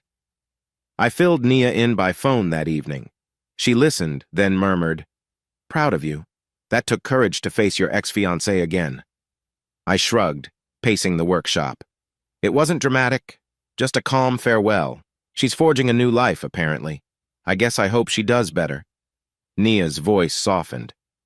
"That sounds like closure. You've come a long way since we found her at that condo, or the day you publicly exposed everything." I realized how far I'd come indeed. A year ago, I was seething with betrayal. Now I felt a gentle acceptance. Yeah, life moves on. Nia teased. Now maybe you can date some nice drone enthusiast. We both laughed, the tension lifting. Let the future hold what it will. A week later, Manny officially transitioned to consultant status. Our new operations manager, a sharp woman named Dahlia, took over daily scheduling. Manny told me he'd pop in occasionally to see how things run, but mostly he'd enjoy time with Jennifer and Jared. On Manny's last official day, he lingered in the workshop. We both stared at the row of drones, remembering battles fought literal and metaphorical. Manny turned, eyes misty. Hard to let go of the day-to-day, man, but I know you've got this. You don't need me overshadowing you. I half-laughed. You never overshadowed me. You were my backbone. But yes, I'm ready. We embraced. Manny gave me a fatherly pat on the back. I whispered, "Thank you, Manny. Couldn't have survived without you." He broke away, clearing his throat. "Stay in touch. If Carter's loyalists cause trouble, I'll come swinging." We shared a grin, parted ways. My heart brimmed with gratitude, sadness, and a sense of stepping into a new era. With Manny taking a back seat, Nia stationed 2 hours away, and the Carter scandal behind me, I stood on the threshold of my next chapter. Dahlia showed promise as an operations lead. We were bidding on multi-county contracts. I felt the excitement of expansion, of building a real legacy for the drone company. I also felt a twinge of solitude. My closest allies were stepping aside, forging their own paths. One late afternoon, I found myself alone in the workshop, finishing a drone calibration. The warm glow of the setting sun filtered through the windows, dust motes dancing. I paused, staring at the half-finished mechanical parts on my bench. My mind drifted to that first day I laid cable near Selena's place, how random fate turned everything upside down. Now, that part of my life was behind me. Carter was imprisoned, Selena was forging a new future. Manny had semi-retired. Meanwhile, I stood with a fresh start, no political anchors, just the wide horizon of possibilities. I stepped outside, gazing at the sky. The memory of the meteor shower with Manny's family flickered how wonder filled me at the infinite night. That sense of wonder stoked my chest now. Where do I go from here? Anywhere. With a soft smile, I loaded a drone into the back of my truck. Maybe I'd do a quick flight, capture a final evening panorama for fun, reminding myself why I loved technology and open skies. That's who I was before politics intruded a curious mind, a dreamer with a drone. And that's who I could be again, forging something honest. Yes, heartbreak lingered as a scar, but scars meant healing had begun. I was done letting the past define me. The future beckoned with each hum of a rotor, each swirl of the wind. I climbed into my truck, turned the key. Time to live on my own terms, free at last.